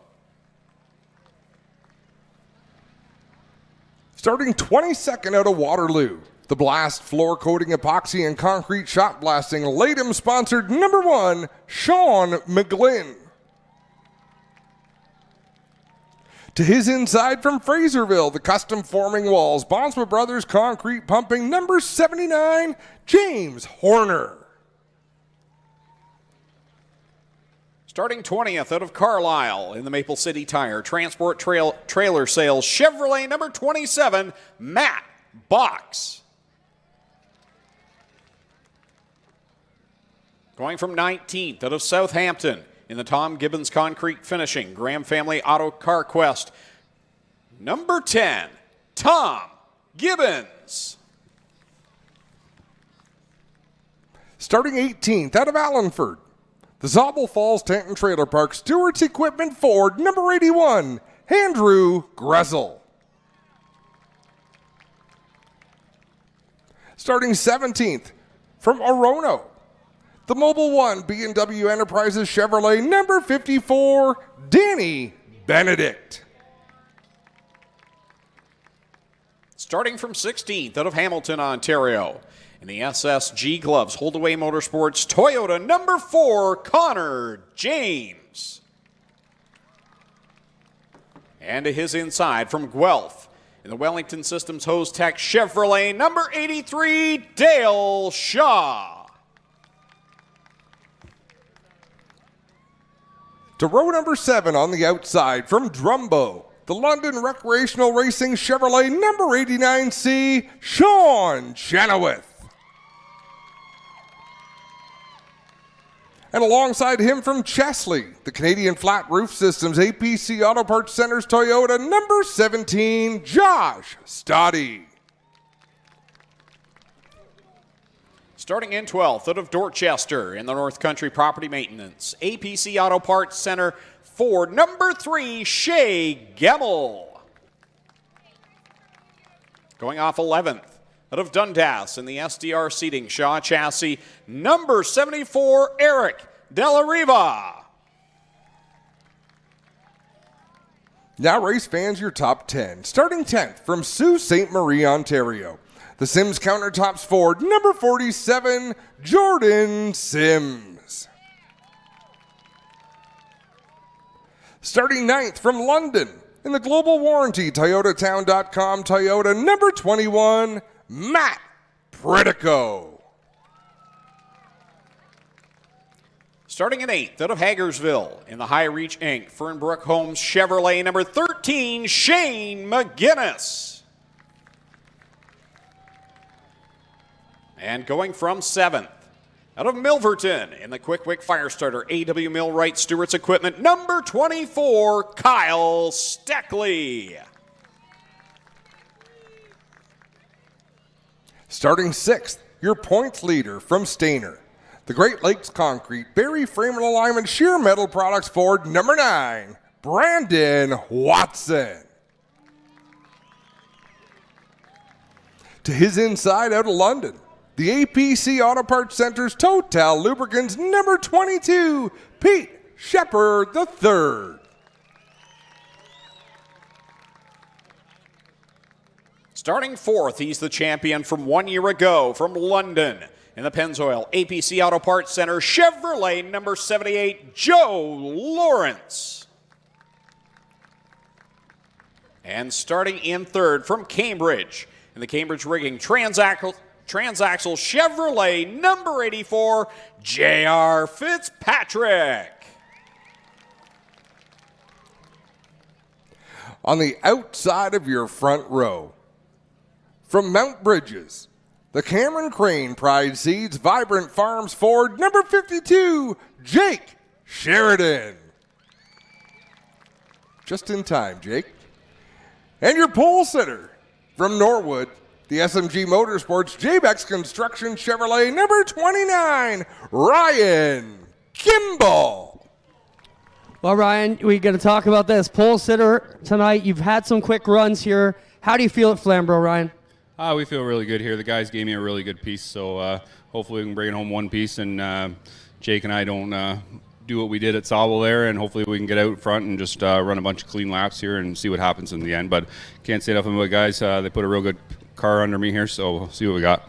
We have flying Ryan Kimball, your pole sitter. And we're going to talk about something else here. You may notice some of the cars have Quick Wick on the hoods or the roofs. Those are our hot lap winners. Those are drivers at previous races that turned the quickest lap, and they are in the running for this belt. Ryan, we want to show off this belt. Spencer, make sure you catch this. This is the Quick Wick hot lap belt, and it is ready to rock for all the drivers who pick up these hot laps during the races. Whoever turns the fastest lap is in the running, and whoever collects the most hot laps at the end of the year is going to be our Quick Wick Hot Lap Belt Champion. Check it out. Thanks to everybody at Quick Wick for all they do. We'll get ready to go. Adam, you're a wrestling fan like I am from the years gone by. Which do you prefer? Carry it over the shoulder or around the waist?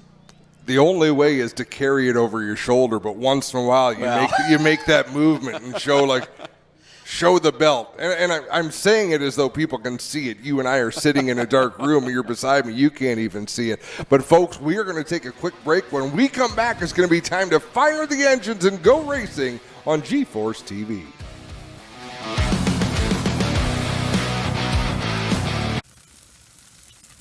There are a lot of things in this world that are fake. Your food shouldn't be one of them. Pinty's Man Cave Ribs. Authentic food for real people. Crave the cave, friends. Pinty's Man Cave. What makes a trailer a Miska?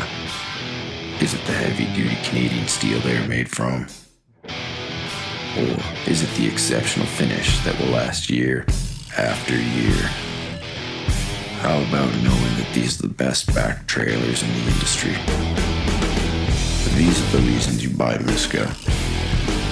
So what makes these trailers a Miska? It's the hard-working Canadians who craft them. We are Miska. We are Canadian tough. Well, good evening, everybody. Welcome to our weekly race chat. Adam Ross and Clinton Jeffrey are live and interactive every Tuesday night. Rivals Race Chat is your home for race discussion, debate, news, interviews, and more. They'll even take your questions and comments live on the air and talk to some of the newsmakers each week. Tune in every Tuesday night at 8 p.m. on G-Force TV. Early man discovered fire, but Quick Wick perfected fire. Quick Wick is the only fire starter that guarantees to start your campfire, wood stove, or fireplace without the need for kindling or paper. Find your nearest Quick Wick retailer at quickwick.com. A guy like this, who relies on his truck for work, knows that his truck will take care of him if he takes care of his truck. And WeatherTech has always been the ultimate protection. From floor liners to no-drill mud flaps to Techliner for your truck bed to bump step to the handy under-seat storage system. And Cup Phone keeps phones secure in any cup holder. Order your ultimate protection today at weathertech.ca. When you think about it, productivity starts at planting. So it's time to rethink how productive your planter can be. We did with the new Case IH 2000 Series Early Riser Planter. We rethought your row unit so it's tougher, more accurate. We rethought your meter, took the most precise technology, factory installed it. We rethought every inch of the Case IH Early Riser Planter to make it the most productive planter around. And if you think about it, that's exactly what you want. Back live at the Flamboro Speedway for the APC Series on G-Force TV, getting ready for the running of the London Recreational Racing 100, round number 6 of 8 on the 2021 season. And fair to say, Adam, heading into this one, although Brandon Watson does have 3 wins, it's hard to call a winner for tonight's race, just like we said with the Superstocks. There's rarely a clear-cut favorite. J.R. Fitzpatrick is starting up near the front. We'll see if his luck has turned around. But you look at those top 4, 6. you're all the way back to the fourth row before you. Now, there's nobody in the top 10 or 12 cars that you couldn't picture leading every lap of this race. Obviously, they're not. If you're starting 10th, you're not likely going to lead that lap. But what I'm saying, put anyone in the position of being up front, and they're capable. This field is so deep with talent. And that goes back to what Brandon Watson said last week in Victory Lane. And he said, these fields are so close in qualifying, within a tenth or a couple tenths of a second apart from first on back to, back deep in the teens, that if you just miss it a little bit, it's hard to work your way through the field. And that's what he was feeling, I think, at Sunset in the first race at Sauble, and then found himself in Victory Lane in that second race. But he said it himself, and he's got 3 wins, how tough this field is. And he doesn't often show a lot of emotion, but he was really happy with that performance at Sauble, because you could see that it was hard work. It was a good race. He'll hope to do the same thing again here tonight, but he's in tough, a lot of tough competition. I think any night you want to go out and walk away with it and win, but when you win those hard ones to take the checkered flag in, they're the more rewarding ones. A couple of wild cards out here. Shane McGinnis in the 13, Kyle Steckley in the 24. A couple of fast race cars. Eric Della Riva impressively qualifying in the 11th spot. Yeah, had a good run in practice this afternoon and in qualifying. So he'll start up in the top 10 in this one. Final adjustments being made, drivers getting buckled in as we get ready for the command to start this one here in just a moment.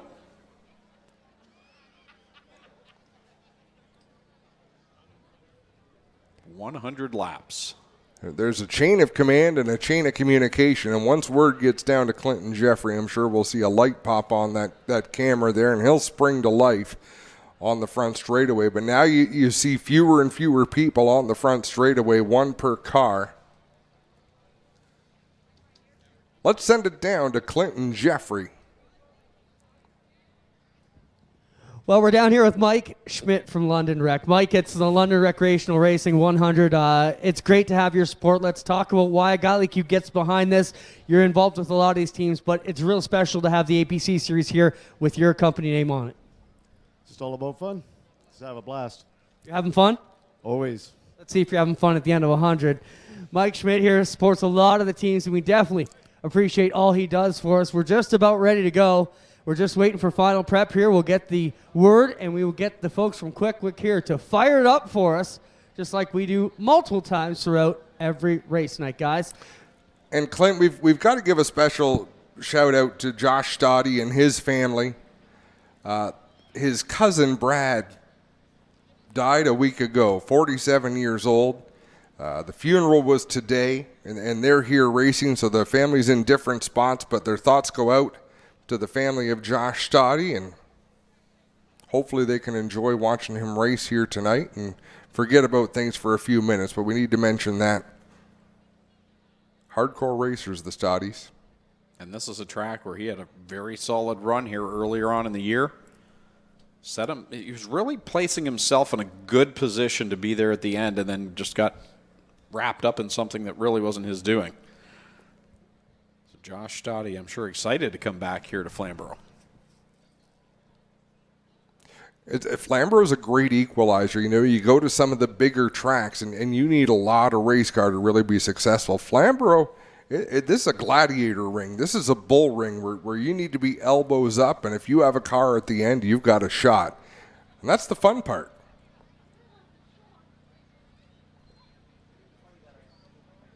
So guys are just walking along here, making sure all the drivers give a thumbs up that they are strapped in and ready to go before we light the fires and get things going here. And then we're ready. Race fans, are you ready? They sound asleep. Are you ready, we said? That's more like it. We got the fine folks from Quick here. Are you ready? All right. 3, 2, 1. Driver, start your engine! Awesome job, guys. They all fire up and we get ready to go. Take a deep breath, folks. It's about to get wild. When these drivers have long memories, Ryan Kimball even brought it up at Flamboro Speedway. He had some issues with Jake Sheridan in the 52, some excitement. So even though he said, I want to avoid what happened there, it's still on his mind, Greg. So the things that go through their mind and the way they position themselves to get ready for 100 laps, this is going to be a battle. Survive first and then focus on picking up spots where you can. And I think someone like Ryan Kimball, who's had such good runs here in the last handful of races and hasn't come out with the finishes probably he would have been happy with, that leads to a little bit more aggression to say, okay, I need to grab the bull by the horns here and get this done, and he's in a good position to do it. I wouldn't be surprised if Ryan Kimball walks away with this one here tonight. But like you said, their memories, they hold on to those things, and if any of them held on to what happened here at Flamboro, good for them, because there was so much that happened I can't remember half of it. Yeah, you better be taking notes throughout. Looks like the front stretch is just about cleared off here. Ladies and gentlemen, the first lap when these cars come around, get up on your feet, grab your hats, grab whatever's nearby, give these drivers a wave. They will be waving back. Sort of the tradition that APC has set this season. The first time by is the wave lap, and we like to take notice of which drivers are waving and which drivers don't, because I think there's no waving karma that comes back to bite you. It's a real thing. It's been about two hours, a little over 2 hours since these drivers were last on track for qualifying. There was some sunshine earlier today during practice, so the track has gradually changed. There was overcast skies for qualifying. And now we're under the lights for the main event. How much does that change throughout an afternoon, Adam? Changes quite a bit, Greg, and I'm going to tell you why, especially here at this time of year at Flamboro Speedway. This is all swamp around us. There's a lot of water around here, and it's very damp. When the sun goes down and night falls, the conditions change a great deal. If you come to Flamboro Speedway to test, it doesn't matter what day it is. Once the sun goes down, the test session is over. So nobody has really tested in these exact conditions. Looks like Tom Gibbons, I think that's Tom Gibbons, needed a little bit of help down there on the front straightaway to get going. But folks, give these drivers a wave. Get up on your feet. Salute these drivers, because they are about to do battle for 100 laps, race fans.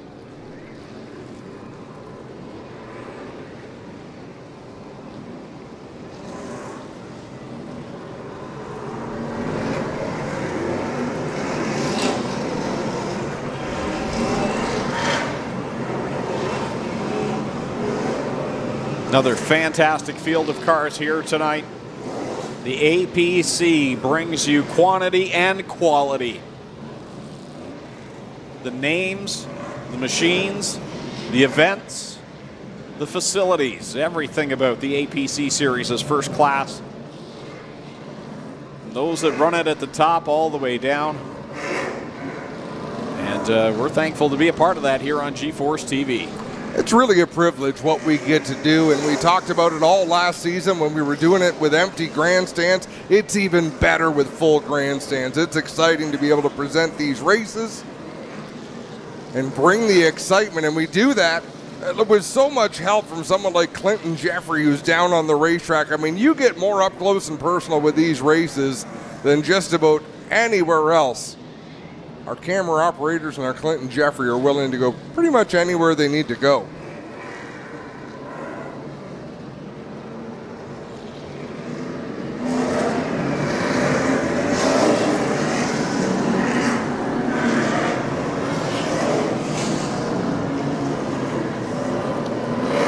Field getting set, I think, here this time by to double up and get the one to go.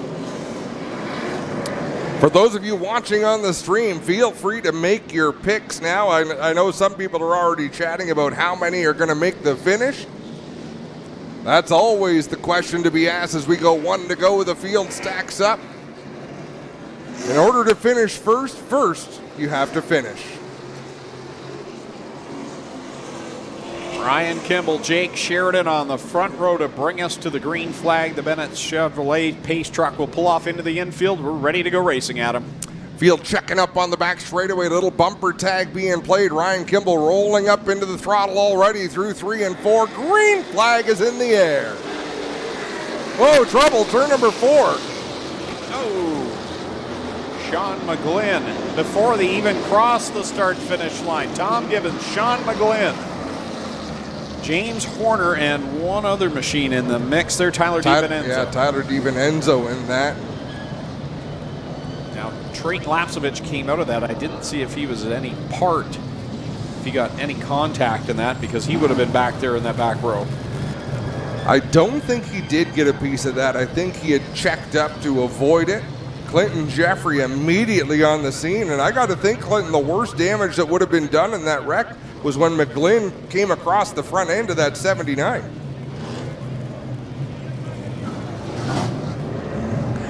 So Tyler DiVincenzo backs that 97 machine up. James Horner drives away in the 79, and well, Horner's got something dragging under the left rear. Adam Sparks are flying out of the back of the 79. DiVincenzo looks all right. Gibbons was all right, and McGlynn, they all drove out. The only one with problems is Horner. You can see it sparking as he'll take it back to the pits right now in car number 79. Horner's rear end is completely out of placement. Cattywampus. I thought that might have been the issue too, guys. Hard to tell when he drove away. The left rear did seem to be sticking out a little bit further than it should have been out of the fender well, so that could be the issue. Maybe a trailing arm broken. On cold tires. So folks, here is what is supposed to happen on the original start of these races.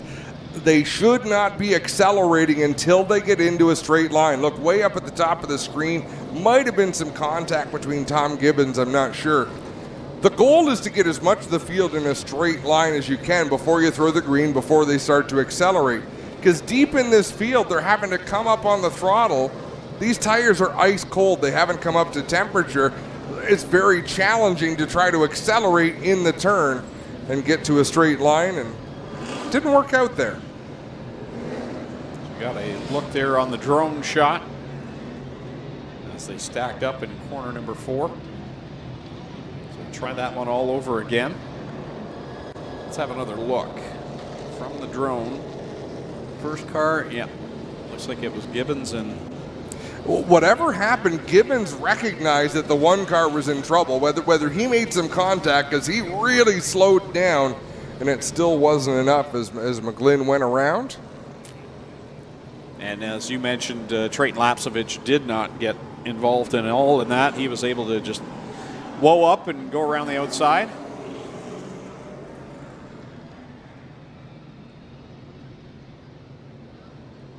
Sean McGlynn has gone pit side with the cockroach. It'll be back.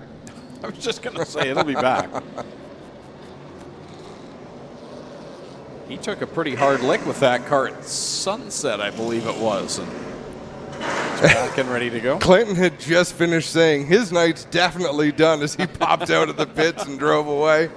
We can never count out the McGlynn number 1. I believe we're going to double them up once again right here. Sean Gibbs says 1 to go.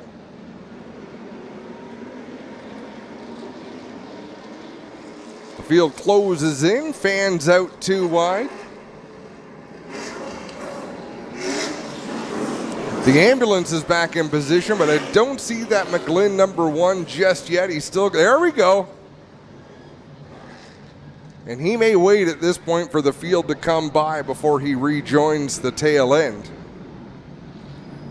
We'll try it again. 100 laps. The London Recreational Racing 100, and they're already stacking up at the back. Yeah, DiVincenzo with significant damage at the back in that 97 machine. Sean McGlynn also rejoins the field, but Tyler DiVincenzo, well, he's able to see a little bit. I don't know how much he can see in that 97 car. He's going to hope for a yellow flag here to get in and service that thing as that damage came early. Out in front, it's Ryan Kimball. Jake Sheridan trying to fend off J.R. Fitzpatrick on the inside. Oh, and now McGlynn and DiVincenzo tangled down here as McGlynn's got sparks coming out of his car. Those two will hit the pit area right in front of the leaders. They get up out of harm's way, do a nice job of getting off the racetrack. Tough break for Tyler DiVincenzo as they are still side by side for second. Fitzpatrick down low, Jake Sheridan up high. It's Ryan Kimball out in front, then 2x2 stacked up behind them. As J.R. Fitzpatrick works to the inside of Jake Sheridan. They had some jingles last year at Flamboro Speedway. Here they are door to door running for that runner-up spot. And J.R. Fitzpatrick almost looks as though he could get a nose under Ryan Kimball for the lead, but I'm sure he'll be happy just to have fended off Jake Sheridan and take on that second spot. Now here comes Pete Shepard up the inside of the 22. Shepard works to the inside of Sheridan as they work it off of corner number 4. Top two have gone single file. Shepard to the inside of Sheridan. Watson single file, and then it's doubled up with Pritico and Lawrence. Close quarters racing out there. Kyle Steckley right behind Matt Pritico to the inside of Joe Lawrence. That's a battle for the 7th spot. Here comes J.R. Fitzpatrick. He looked down on the inside as they went off of corner number 2. Took a look in corner number 3. Tucks back in line as they work it off the corner. Complete lap number 7. Further back, they're still side by side. Jordan Sims on the inside of Joe Lawrence. Lawrence sliding backwards a few spots.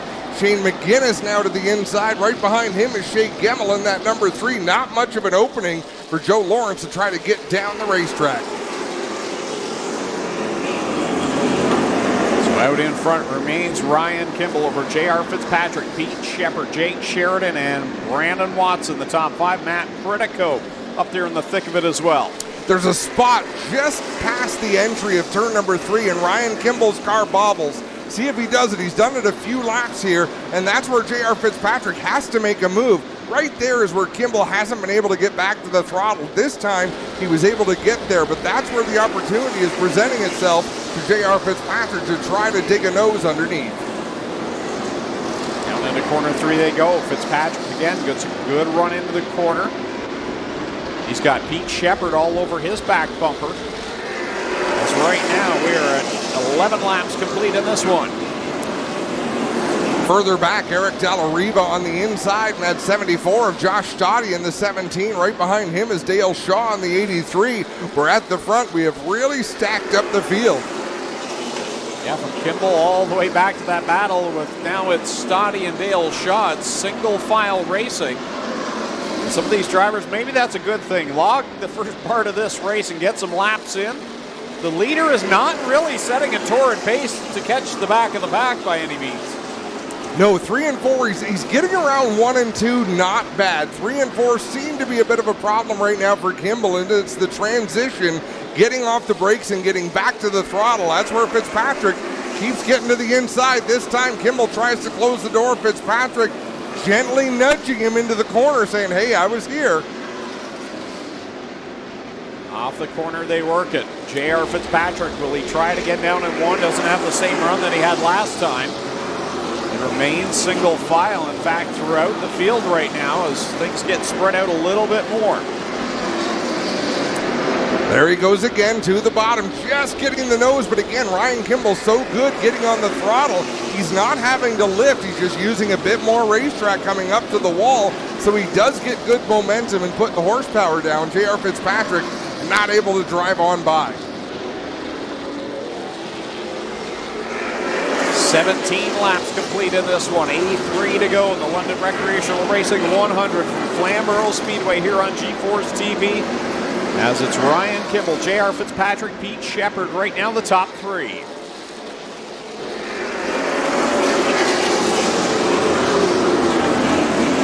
Fitzpatrick's car is turning so very well. He's been pinching that car off, trying to find opportunity. He's still able to keep Pete Shepard behind him.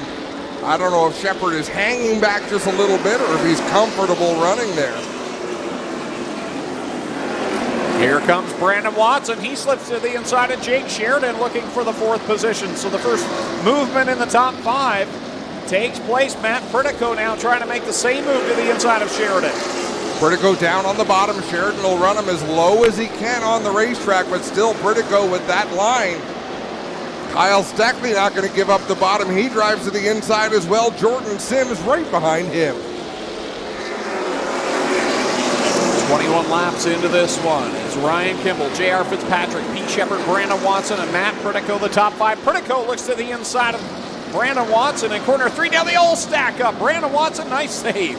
That was a nice save. You know, there was just enough gap behind Matt Pritico to Kyle Steckley that he was able to check up and let Watson save that in. But I mean, those chain reactions are starting well ahead of them. They're starting with the race leader, and I think Ryan Kimball, no, he's still able to get the throttle down. I thought he had moved up enough that J.R. Fitzpatrick was going to have a run.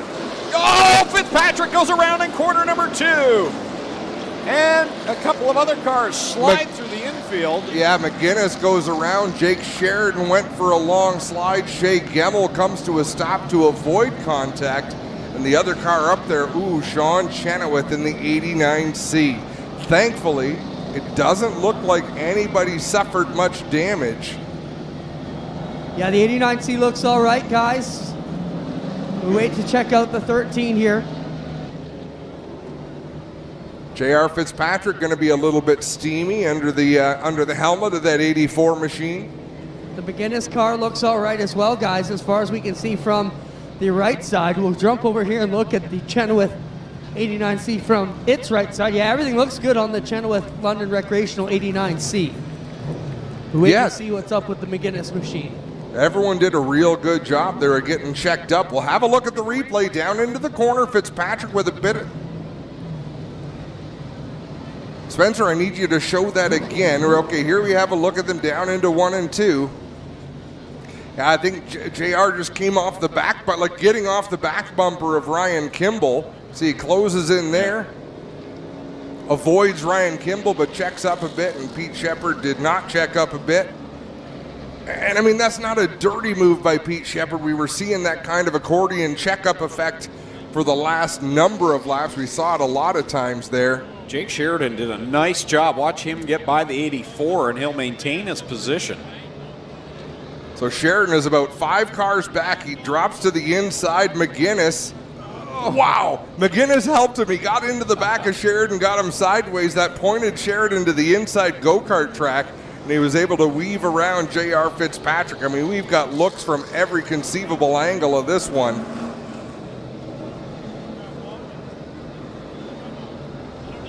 Dale Shaw, Trayton Lapsevich, Connor James, Danny Benedict, Matt Box, all those drivers were able to get slowed down without a lot of contact and get through that without suffering damage. That's a big break for Trayton Lapsevich. I mean, he just picks up 5 or 6 spots there without having to pass a car. Yeah, I was just about to say, he's worked his way now just outside of the top 10, starting 25th. So Trayton Lapsevich making moves. And it looks like a statement being made. It looked as though Pete Shepard being sent to the back. And here's why I'm gonna support this call. I didn't want to say agree with it, but they're wanting to clean up the racing. If you don't, it was obviously Pete Shepard's front bumper that caused the 84 to spin fully around. You have to be in charge of your front bumper. So even if he's being pushed by Brandon Watson, it's, you know, it is a tough call. Trevor Hambley, the race director, but I think in his defense, the best way to keep things from getting out of control is to make a call like this so people do. JR was doing what he had to do to stay off the back bumper of Ryan Kimball, the leader. It caused him to check up a little bit, and that caused him to get spun out. So I would put it this way. The way they were running for those opening laps, nose to tail, that something like that was going to happen one way or another. It was inevitable, but now every driver in this field knows, okay, I better be careful. Yep. Because they also know, Greg, that wasn't a malicious spin. It was circumstances. So Ryan Kimball leading the way in that number 29. Brandon Watson going to restart on the outside in second in the 9. Matt Pritico in the 21 will restart third. That's where he's running. Kyle Steckley fourth, and Joe Lawrence. Is that what you were pointing at? Yeah, and I noticed when we went under the yellow flag there, the nose was buckled up on the 78. The hood's crinkled up, and now he's going to take to the pit area. So Joe just having another rough week here. Yeah, and all of your duct work is in there, so that'll cause the engine to run hot, or can cause, depending on what gets damaged and bent. So they'll want to go in and get that addressed. I feel terrible for Tyler DiVincenzo in the 97. I talked to his dad, Rob, after Sauble. They weren't happy. They didn't have the speed they wanted in the car. And then here today, trouble right off the hop for DiVincenzo. Andrew Gressel obviously has had some issues. He's back there. Was he tangled in that? I didn't think he was. I don't know if he pitted or what happened to the 81 machine. I'd also like to see what they're going to do with the 22 with Shepard, because if he has to go to the back, he really should. Like, if you get put to the back for being the cause of the caution, you generally get put all the way to the back. J.R. Fitzpatrick would restart where he is because of the running order when the yellow came out. He was ahead of all these involved cars. But when you're charged with being the cause, as there's Tyler DiVincenzo without much of the nose of that race car. So we'll see if the officials decide to put Shepard all the way to the back in that APC number 22. Well, if that's going to happen to you, you get put to the back. I guess now's the time to do it with 22 on the board. Still lots of racing to go, and a good opportunity for Pete Shepard to work his way back through the field. Same for J.R. Fitzpatrick. There's Joe Lawrence back out the hood. Pulled off the 78 Pennzoil machine. And the signal's been given to double up, and we'll be going green flag racing next time around. 22 complete. Here in the London Recreational Racing 100, Ryan Kimball, Brandon Watson will bring us back to the green, and I think we should do a quick fired up. We haven't had a chance to do one yet here tonight, so let's fire it up the sights and sounds from here at Flamboro Speedway. With a quick fire starter, fire it up.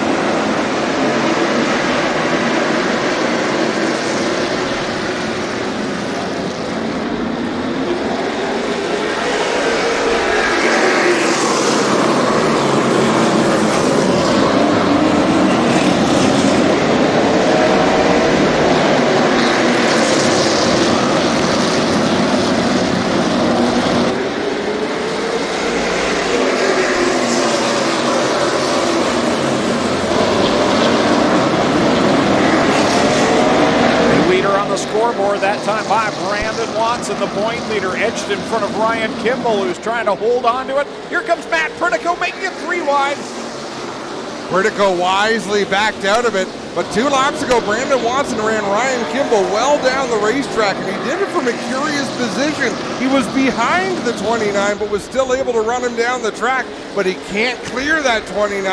Ryan trying to drive it deep down into the corner and clear the Watson number 9. He is oh so close to touching the wall on the backstretch. I think he may have tagged it just a little bit off of 4 last time. Here they come down the front straightaway. Pritico has to gather it back up. And Pritico has as hard a job as the 2 leaders, trying to keep from interfering with the top 2, but at the same time, he's got to seize opportunity should it present itself. And look at that driver back there in that white number 24. Is he ever getting an education right now watching these 2 guys go at it? Ryan Kimball driving the wheels off that car. His weak spot is right there.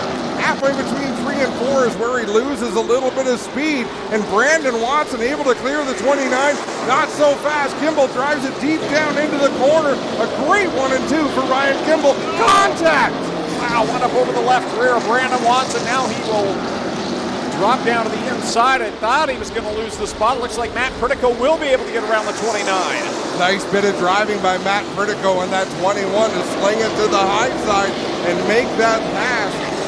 Brandon Watson again reaches into his bag of tricks and pulled out a pretty slick move to take the lead. You got to keep an eye on that left rear of Brandon Watson. It took a fairly solid hit there. The sheet metal crinkled up a bit. So far, so good for the number 9. How about Drayton Lapsevich up into the 7th spot in that number 32?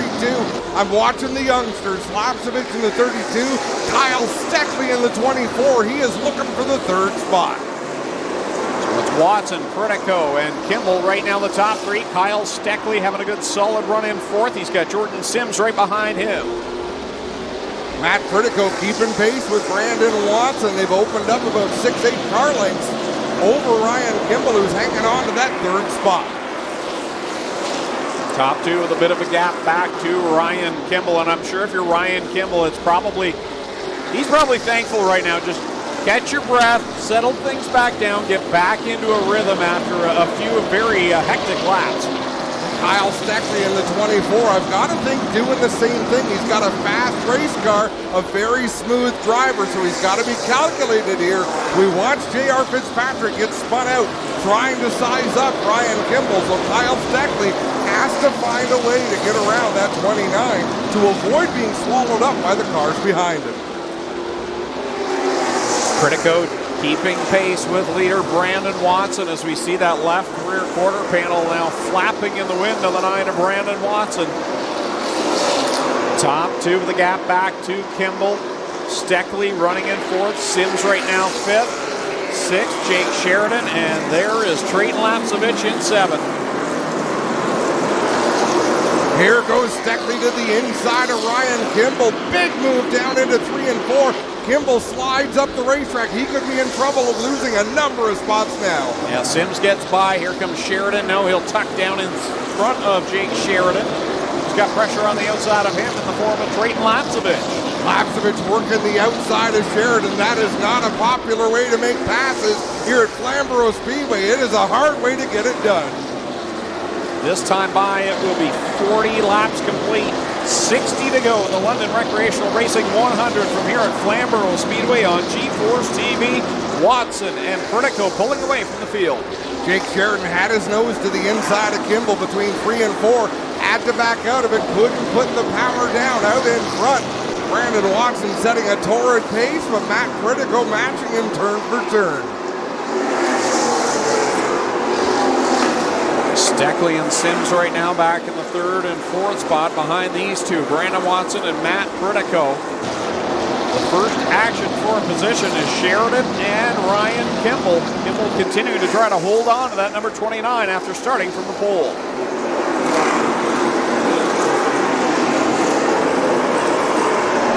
They're still half a straightaway from Tyler DiVincenzo. That'll be the first car to go a lap down. So everyone out here up to speed, running quality laps. And what just happened to... Oh, I'm sorry. Kyle Steckley and Jordan Sims had driven that far away from Ryan Kimball. Lost my mind for a moment there, Greg. Tyler DiVincenzo slows in front of the leaders. Looks like he'll head to the pit area after logging a few laps with the nose of that car ripped off. The leaders work into corner number 3. This time by, it'll be 55 laps left to go for Brandon Watson. Let's see what kind of lap times Kyle Steckley's turning compared to the leaders. He's a little bit slower than the race leaders right now, about half a tenth of a second slower than Matt Critico, about the same speed as Brandon Watson.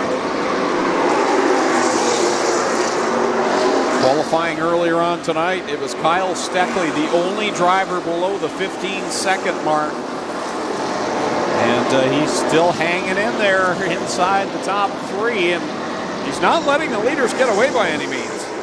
No, they're still in his sights. I think he's got to be comfortable turning laps right now. The best way to survive is by not being around anybody else. The great battle right now is between the 52 with Jake Sheridan and the 29 of Ryan Kimball as the field stacking up behind these two drivers.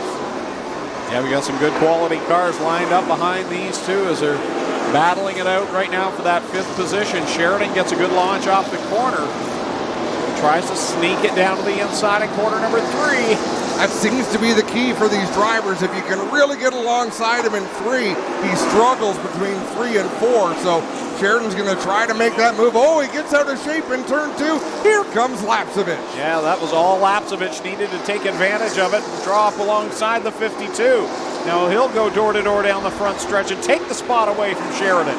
Sheridan plays a little bit of defense, gets down in front of Shea Gemmel before losing what would have been a lot of spots, probably more than a handful, Greg. Yeah, he was wise to cut in front of Shea Gemmel. Kudos to Gemmel for giving a bit of a break to get in there, as he's got Connor, James, Josh, Stotty, Pete Shepard charging hard behind him. Our race leader's about to catch traffic as Trayton Lapsevich makes his move to the inside of Kimball. That's a battle for the 5th spot. Lapsevich with a good move into 3. He'll keep that position off of 4. Kimball going to try to close the door, but Jake Sheridan is already there. Yeah, so it took him just over half the race to start 25th and get inside the top 5. Great run for Trayton Lapsevich. And now he'll try and separate himself from Sheridan and Kimball. Sheridan's able to clear the 29. Next in line, Connor James in that number 4. He draws alongside Kimball. A little bit of contact there in 1 and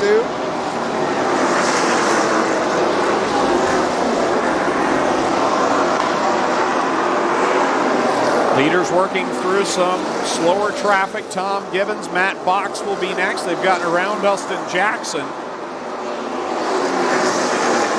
And then they start hitting some of the meat of the middle part of the order, Joe Lawrence. I'm getting a kick out of Pete Shepard in the 22. Doing a great job working through the field. J.R. Fitzpatrick is taking advantage of every bit of hard work Pete Shepard does right now. And why not? He's thinking, you got me back here. I'm going to let you do the work.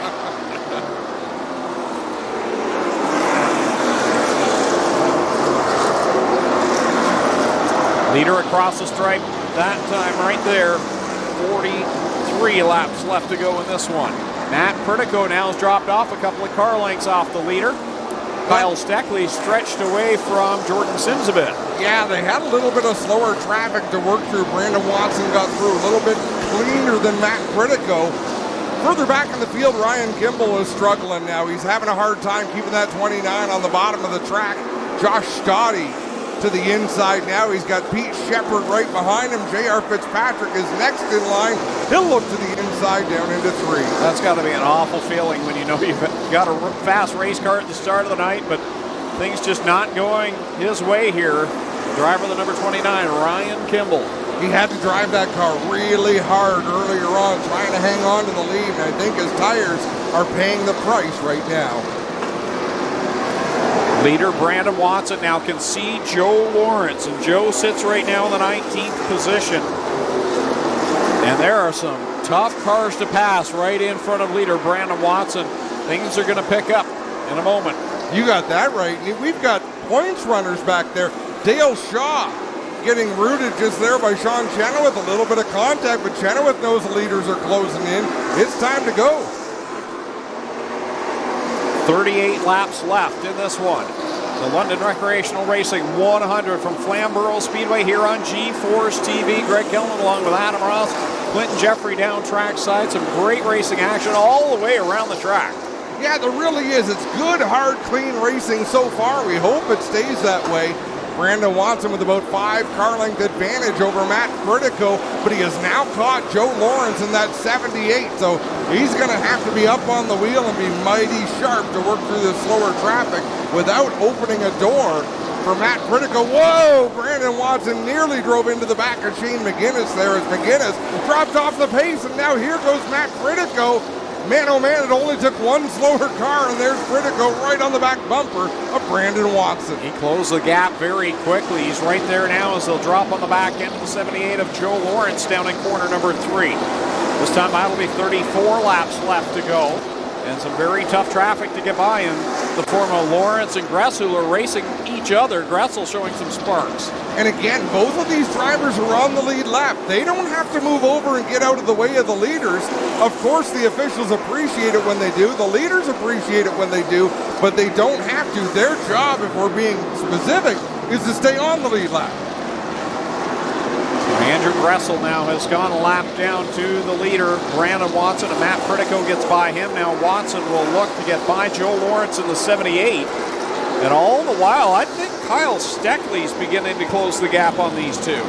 Yeah, Steckley's car looks like it's on a rail, running some really good laps. There's no point in looking at lap times right now because different drivers are in traffic on different laps. But Brandon Watson trying to size up the 78 of Joe Lawrence as Matt Pertico closes the gap on the race lead. Watson having a tough time getting by Lawrence. Now he'll slip to the inside of him in quarter number 3. Matt Pertico will look to follow suit down the front stretch. Up next will be Sean Chenoweth. There's a hard car to pass as well. On any occasion. The leaders get around Joe Lawrence. A lot of glowing brake rotors. Some of it's just the front rotor. Some of it's front and rear. This time around will be 28 laps left to go for Brandon Watson. That Great Lakes Concrete number 9 works it off the corner. He's stretched his advantage again now over Matt Pritico. Kyle Steckley can see the top two. They're getting a little bit closer. And that's hard to do. Close in on two very good race cars, an open racetrack. Problem, and this is going to bring out a yellow. Unless Fitzpatrick makes a hard left to the infield, they're going to have to go yellow. And they do. Yellow flag is thrown. Oh. Yeah, Adam, coming out of turn 4, the 84 transaxle machine looked like it was dead in the water. But as the yellow come out, he's able to grab a gear and does not go to the pits. Strange things happening for J.R. Fitzpatrick. Doesn't go to the pits yet. I have a feeling he will transition up to the outside lane and pull in there. And folks, that last, how long was that green flag run? Whatever it was, that last 50 laps, 40 laps is proof of how we can race at Flamboro Speedway. A great job by these racers, some hard racing. But this is not what Brandon Watson wanted to see, or Matt Pritico for that matter. It's going to bunch things up now for Kyle Steckley, Jordan Sims, Trayton Lapsevich. Oh, guys, 3 cars in the pits. Fitzpatrick, Gimbel, and Shea Gemmel have all gone to the pits. So we'll watch and see what happens there. Adam, you think they're making adjustments? Obviously something not right with the Fitzpatrick car, but not sure why Ryan Kimball and Shea Gemmel would head to the pits. Ryan Kimball might be looking for an adjustment. He drove the car hard. Now you've got to compensate for the right rear being cooked. Shea Gemmel, not sure. It could have been a matter that he was far enough back in the pack that he thought, you know, let's go in and try to make adjustments and make the car better. There is some time to make up ground and try to get back into this race. 28 laps left to go in this one. Brandon Watson, the leader, over Matt Pritico. Kyle Steckley in the 3rd position. Jordan Sims 4th, and Trayton Lapsevich up to 5th. 6th, Jake Sheridan. 7th, Connor James. 8th, Josh Stoddy. 9th, Pete Shepard. And 10th is where we find Danny Benedict. And then we'll find a few cars that went into the pit area from there on back. So the running order a little bit jumbled up. We'll get it sorted out as Dale Shaw on the 83 back on track to rejoin the tail end of the field.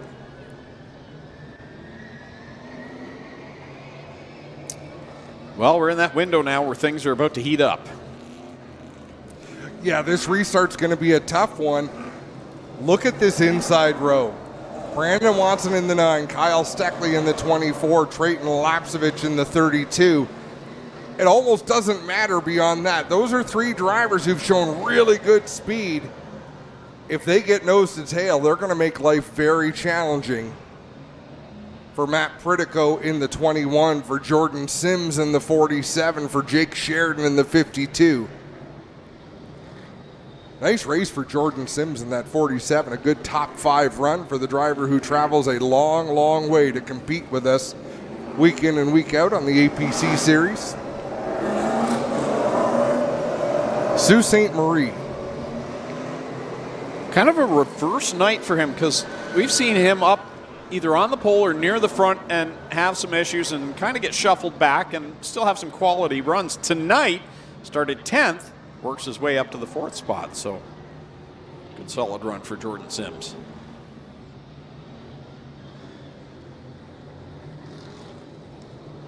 So the driver's showing quite a bit of patience so far in this one.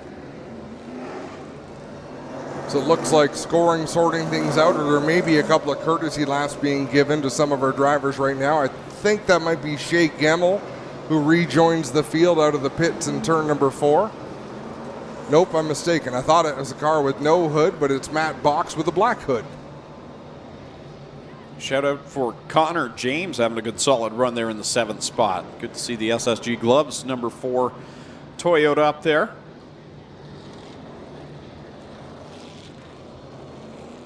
I think you've got some drivers with different strategies right now at the front of this field. You've got the point leader leading it.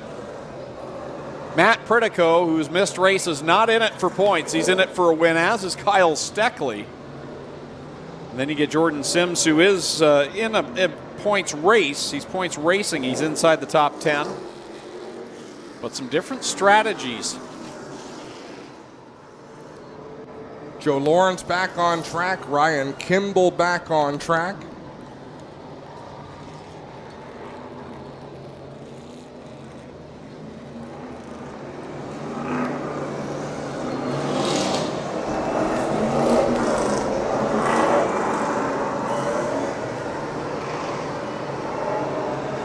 What a big difference these lights in the corners make. The generator lights on the inside of 1 and 2 and on the inside of 3 and 4 really helps to light things up for these drivers as they're out there doing battle. There used to be some real dark spots around the racetrack.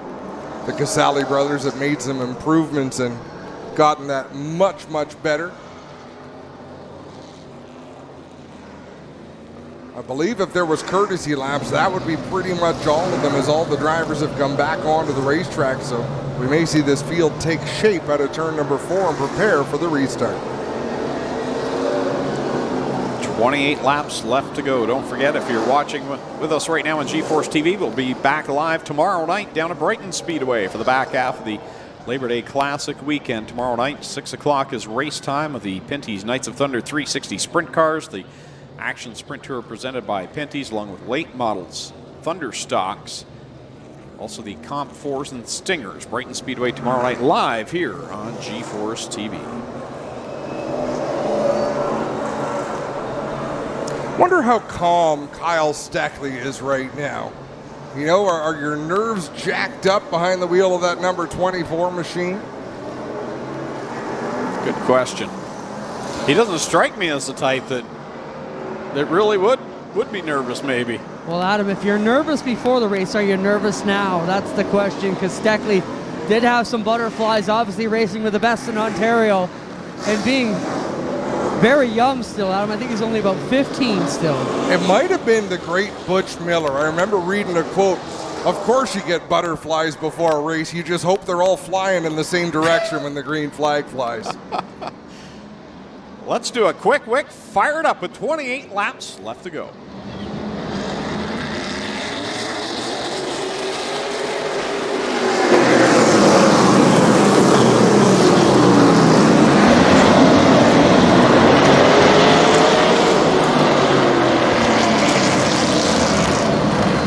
Well, that's going to be brought back. Well, guys, Matt Box got into the wall here out of turn 4, the 27 car. Not sure how much right side damage is on the car right now. We're working our way over there. We'll let you know, but he did get stuffed in the fence here on the outside of turn 4 on that restart. From our vantage point, Clinton, we absolutely cannot see that there's a car in the wall. So Greg and I were looking around like, what's going on? The flag stand was perfectly blocking just that one section of track. So it didn't look like a lot of damage, but still could have been a slight kiss with the wall there, but I don't think it was too bad. Matt's going to stick on it and keep coming back around.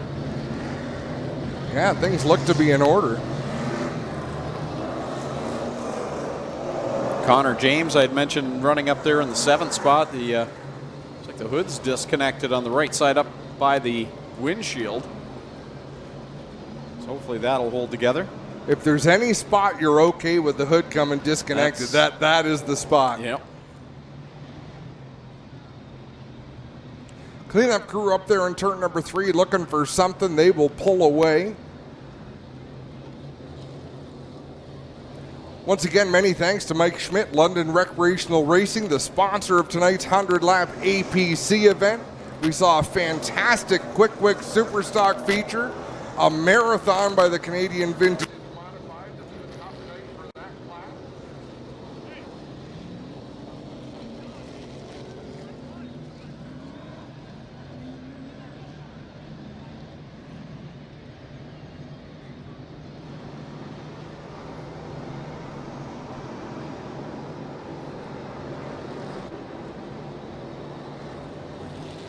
Looks like we'll take at least another trip around. Brand Brandon Watson out in front of Matt Pertico, Kyle Steckley, Jordan Sims, and Trayton Lapsevich.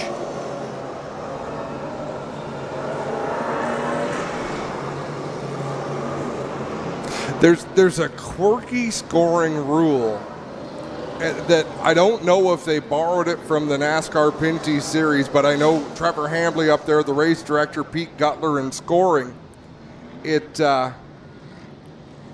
They score the short distance between turn number 4 and when they restart, so it could jostle the positions a little bit.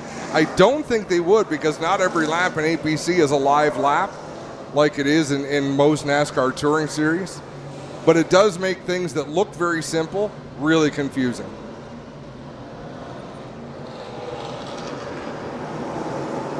Yeah, so it looks like we will be at least another lap here, as no signal yet from the flag stand.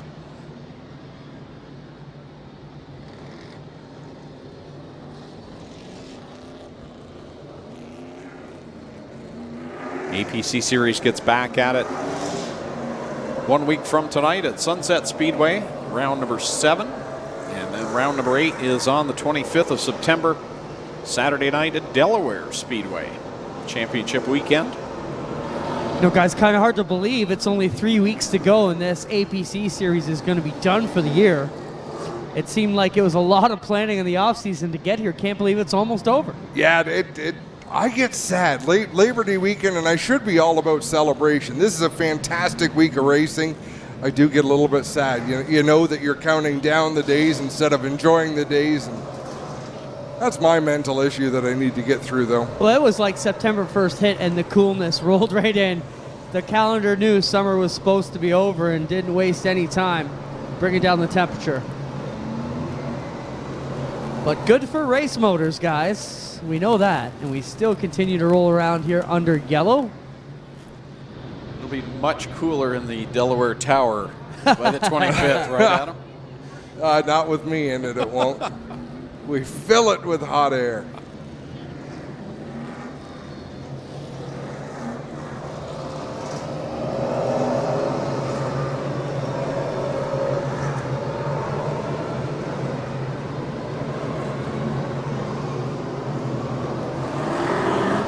Fantastic crowd here tonight. Want to thank everyone that's joined us live and in person.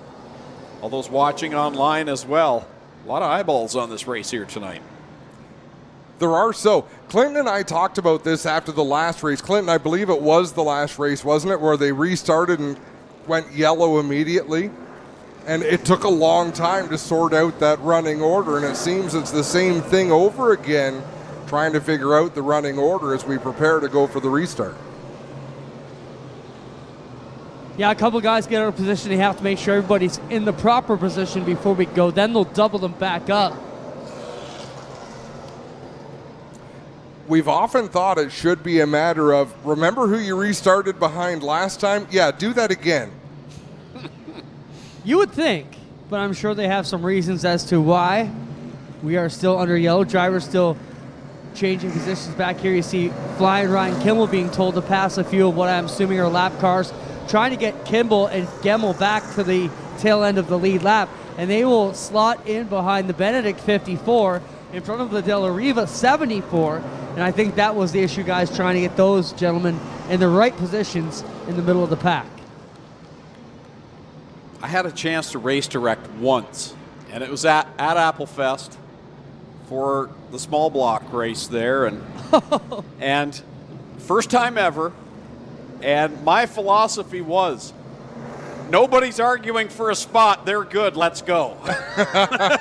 It might have been wrong, but no, and that's the toughest job. Oh, it is. In racing. You know, you're responsible for all these team safety. They feel you're responsible for all their equipment. It can be very nerve-wracking. I mean, I've done a lot of jobs at the racetracks. That is one job I never want to do. I'd rather lick the toilets than do the race directing job. I promise you not. Guys like Doug Leonard and Trevor Hambly and all the staff they've got here get my utmost respect. I think I'd race direct. Yeah, I've let people down before. I can do it again. Put me in, coach. Depends on the toilet, I guess. No, it doesn't. I'm only saying that because I know nobody's ever going to ask me to race direct again. So that was a challenge I'm willing to take. All right, now we're going to get the signal to double up. Next time around, we'll go back to the green flag. Should we try another fire it up? You know, Pritico's got to be happy here, guys. Former champion in this division, had a good solid run at Sauble, looking to put the finish on here tonight. I would say he's happy because of how poorly the last restart went.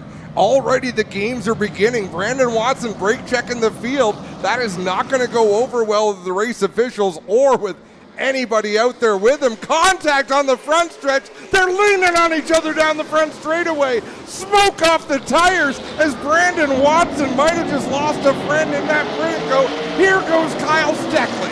Wow, the two veterans go at it, and the youngster dives down to the inside. The car twitches off the corner. He'll lead the lap into corner number 1. And I think Brandon Watson has a problem. I believe he's got a tire rub on that number 9, and I'll tell you what, he deserves it. He earned it, he created it, and if that's what happened...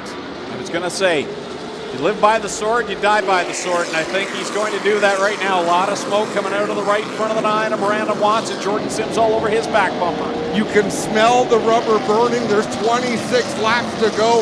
I don't know if a tire can withstand that long a rub. He's got to hope his fender wears out before the tire does. We came into this race with 2 side stories to watch. One, the youngster Kyle Steckley was fastest in practice. Here he is out in front. And then Trayton Lapsevich, look at him, goes from the back to 2nd place. Jordan Sims giving a nudge to Brandon Watson, that time in 3 and 4. That 47 machine is lightning quick. He's trying to make his way towards the front. How far back did Pritico fall? He's back in the 7th spot. Across the stripe they go. It's down to 23 laps left here in the London Recreational Racing 100 at Flamboro Speedway. And young Kyle Steckley paces the field over, well, now the elder, Trayton Lapsevich behind him. Lapsevich about 4 car lengths behind Steckley. Brandon Watson a couple car lengths back from them. The smoke does seem to be getting a little bit less, Greg, but you can still smell it with our door open here in the tower. It is strong smell of burning rubber. 21 laps left. Can it hold up? Still smoke coming out of the number 9 machine, and he's not gaining any ground on Trayton Lapsevich at this point. Jordan Sims behind him. Connor James has worked it into the top 5 too. Yeah, James having a great run in the SSG Gloves, number 4, running 5th. Pete Shepard has rebounded from that penalty. He is in the 6th spot, so good job for him in that APC 22. 19 laps left to go, this time for Kyle Steckley in that quick fire starter. AW Millwright, number 24. Trayton Lapsevich still about 3 or 4 car lengths back off his rear deck lid. Brandon Watson staying close, but I don't know as though Brandon Watson's got anything left. Well, and the other thing, Brandon Watson has used up any favor with any of the drivers that were in the first 3 or 4 rows that saw. To go back to that restart, he started playing nonsense games on the backstretch. Racers will give you a mulligan. They'll say, yeah, we know you're going to slow down and take off. There was a lot of games going on there and then a lot of contact. It puts everyone's car at risk. So any freebies he might have with someone going easy on him pretty much went out the window with that 1/2 a lap. They get 16 laps left to go for Kyle Steckley. We talked about the butterflies earlier. I wonder what he's feeling right now. Just log those laps. This is what Kyle Steckley can do, and I've seen him do it here at Flamboro. I've seen him do it in iRacing. It's just hit his marks lap after lap. Here goes Connor James to the inside of Jordan Sims in 1 and 2. Gets a little sideways, gets off the corner, tries to launch it down the backstretch. Pete Shepard's tucked up right behind him and will try and roll by Sims as well as they work it off at corner number 4. Give the spot to James. Smoke coming off the Watson number 9 once again, that time under braking. I'm not sure if he drove it harder into the corner or what, but made a little bit of smoke there as he's trying to make a move on Trayton Lapsevich. And he's right there. Smoke continuing to come out of that car, but 13 laps left to go. Can it hold up? You tend to think now maybe it will. The battle is on for that second spot. Watson able to drive it deep down into the corner. I believe Lapsevich a little bit better from the center off. Brandon Watson better from the entry into the center of the corner. Just over a second, the gap between first and second place. Stays about the same that time between Steckley and Lapsevich.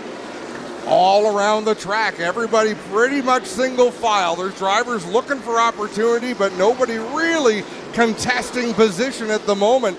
Dale Shaw trying to make a move on Ryan Kimball deep in the field, but the best battle is the one we're watching for second between Brandon Watson and Trayton Lapsevich. He's right there on the back bumper of that 32 of Trayton Lapsevich. 10 laps left to go, make it 9 this time by 4 leader Kyle Steckley.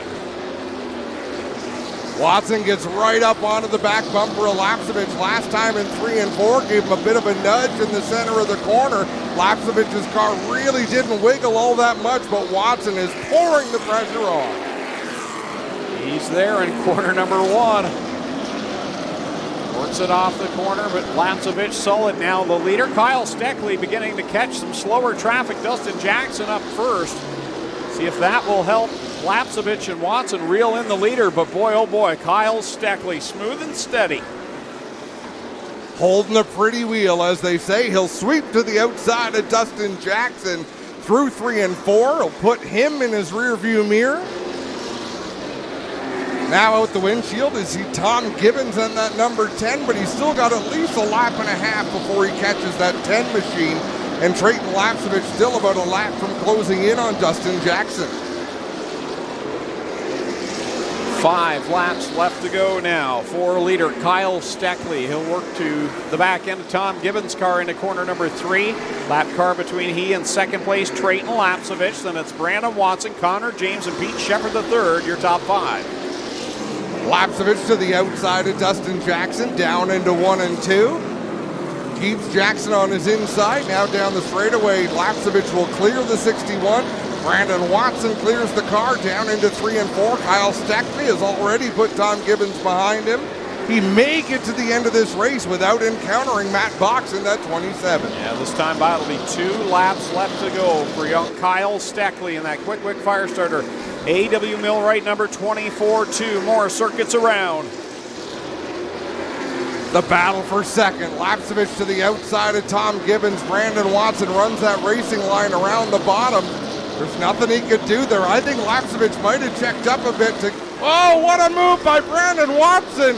Lapsevich, I think, might have hesitated getting around the 10 of Tom Gibbons. And I don't know why Brandon Watson just checked up there going into 1. That allowed Trayton Lapsevich to get by. Yeah, that surprised me nonetheless. Checkers out. Young Kyle Steckley will pick up the win in the London Recreational Racing 100. Lapsevich second. Brandon Watson hangs on for third. Connor James in fourth. Pete Shepard Jr. rounds out the top 5, and that number 22 in race fans. That was one hell of a late model race. Kyle Steckley picks up the checkered flag, and once again, another surprise winner. Not surprised that he could get it done, but probably not the first name at the top of the list that we expected to do it. Nonetheless, this talented youngster gets it done here at Flamboro Speedway. Clint, when he arrives in victory lane, I want you to take a quick walk around that 24 car. I don't think there is a rubber mark on it. That is not easy to do, to come from deep in the field, deep in the top 10, endure the restarts like he did, lap traffic, battles, and not put a mark on that race car. Yeah, I was just telling Ryan we're going to be talking about this car and how perfect it is. Make sure we get a good look at it when he comes around. I'm interested to hear second and third about that battle as well, and a bit of give there at the end, I think, by Brandon Watson. Well, you're right, guys. Barely a mark on this car. He's got a little bit of rubber mark behind the right rear, but other than that, this car is picture perfect. We'll get Ryan in there to get young Kyle as he gets out of the car here. And it wasn't a given that Kyle Steckley was even going to compete in this APC race. They were focusing on running the Flamboro weekly shows.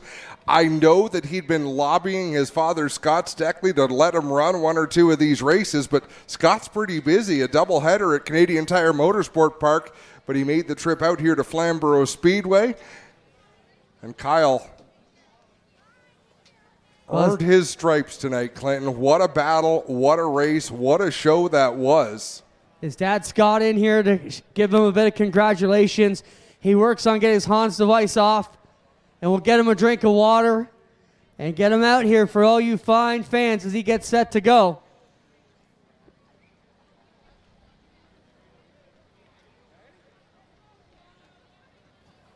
Here he comes, ladies and gentlemen. How about a big Flamboro Speedway APC late model welcome for your feature winner tonight, Kyle Steckley.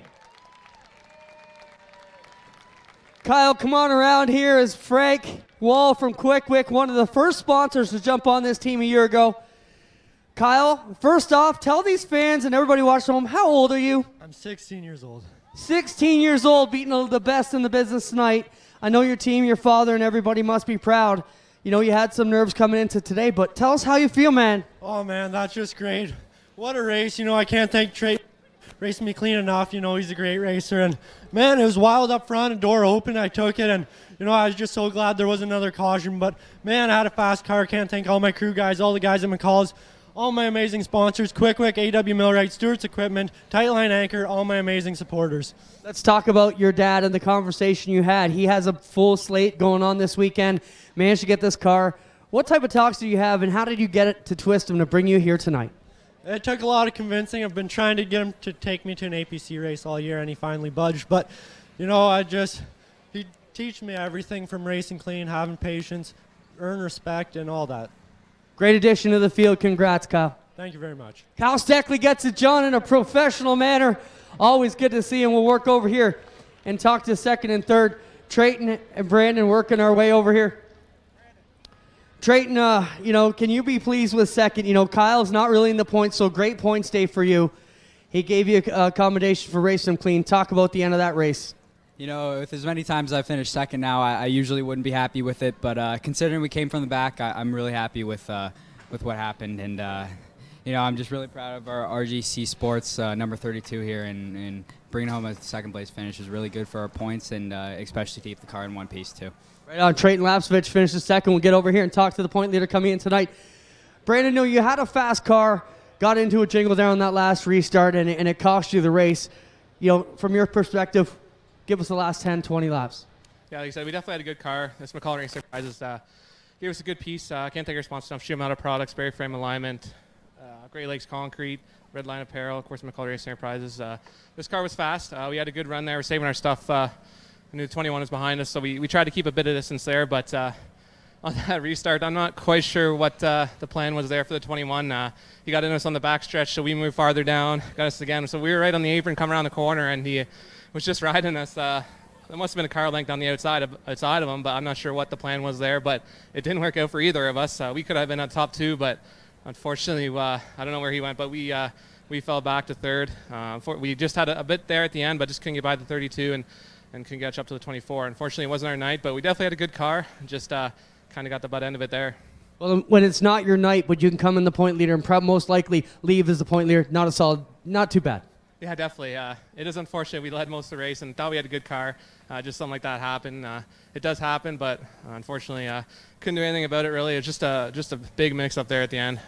We couldn't really do anything, and we got squeezed down there, and then a car got inside of us. And then nothing he did wrong there. He got inside of us, made a good move. So we unfortunately got the. But like you said, it was a good points tonight. Could have been better, but we come here third and hopefully leave again with the points. Thanks, Brandon. Well, that's it for your top three, ladies and gentlemen. Third place, Brandon Watson. Second place, Trayton Lapsovich. And your winner, his first ever APC race, and he ends up in victory lane. For young Kyle Steckley, Adam and Greg, take us home. Yeah, great performance by Kyle Steckley, Trayton Lapsovich second, Brandon Watson third, Connor James and Pete Shepard round out your top five. 6th through 10th are Matt Pritico, Jordan Sims, Josh Stoddy, Danny Benedict, and Jake Sheridan. 11th was Sean Chenoweth in the 89C. Then it's Dale Shaw, Ryan Kimball, Shea Gemmell with Shane McGuinness finishing 15th. 16th through 20th, 81 of Andrew Gressel, Joe Lawrence in the 78, Matt Box, Tom Gibbons, and Dustin Jackson. Rounding out the field, we've got Eric Della Riva, J.R. Fitzpatrick, Tyler DiVincenzo, Sean McGlynn, and James Horner, who is credited with 0 laps completed, Greg. Great night of racing action here at Flamboro again, and in all divisions, and just love coming to this place. There's so many good storylines. Seen a bit of everything here this year. We really have. Tonight was an example of how stock car racing can be. Those were 2 very good features. Couple of mostly innocent cautions, Greg. It's what you like to see. We don't want to see cars having to be cradled off the racetrack and put on the trailer with a tow truck. You want to see drivers come into the pits. We don't mind if their feelings get hurt. You just don't want to see thousands of dollars of damage. So that will wrap things up from Flamboro. Don't forget, tomorrow night we'll be live here on GeForce TV, 6 o'clock from Brighton Speedway for the Pinty's Knights of Thunder 360 Sprint Car Series, plus the Action Sprint Tour, Late Models, Thunderstocks, Comp 4s, and Stingers from Brighton Speedway. In 1 week time, we'll be right back here with the APC Series at Sunset Speedway next Saturday night, so make sure you tune in to that as they go to round number 7 of 8 here in 2021. So that will wrap things up on behalf of all of our crew here at GeForce TV, the fine staff here at Flamboro Speedway, and on behalf of Clinton, Jeffrey, Adam Ross, I'm Greg Kelman saying so long. We'll see you next time on GeForce TV.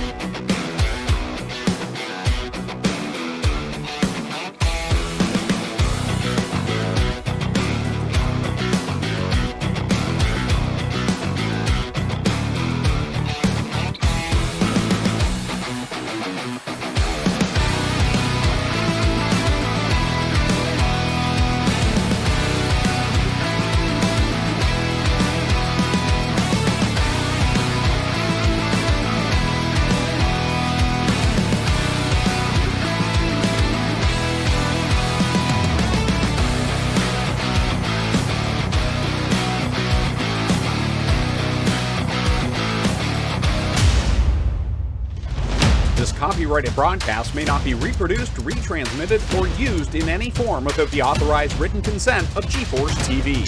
GeForce TV would like to thank you for your support and for watching today's broadcast.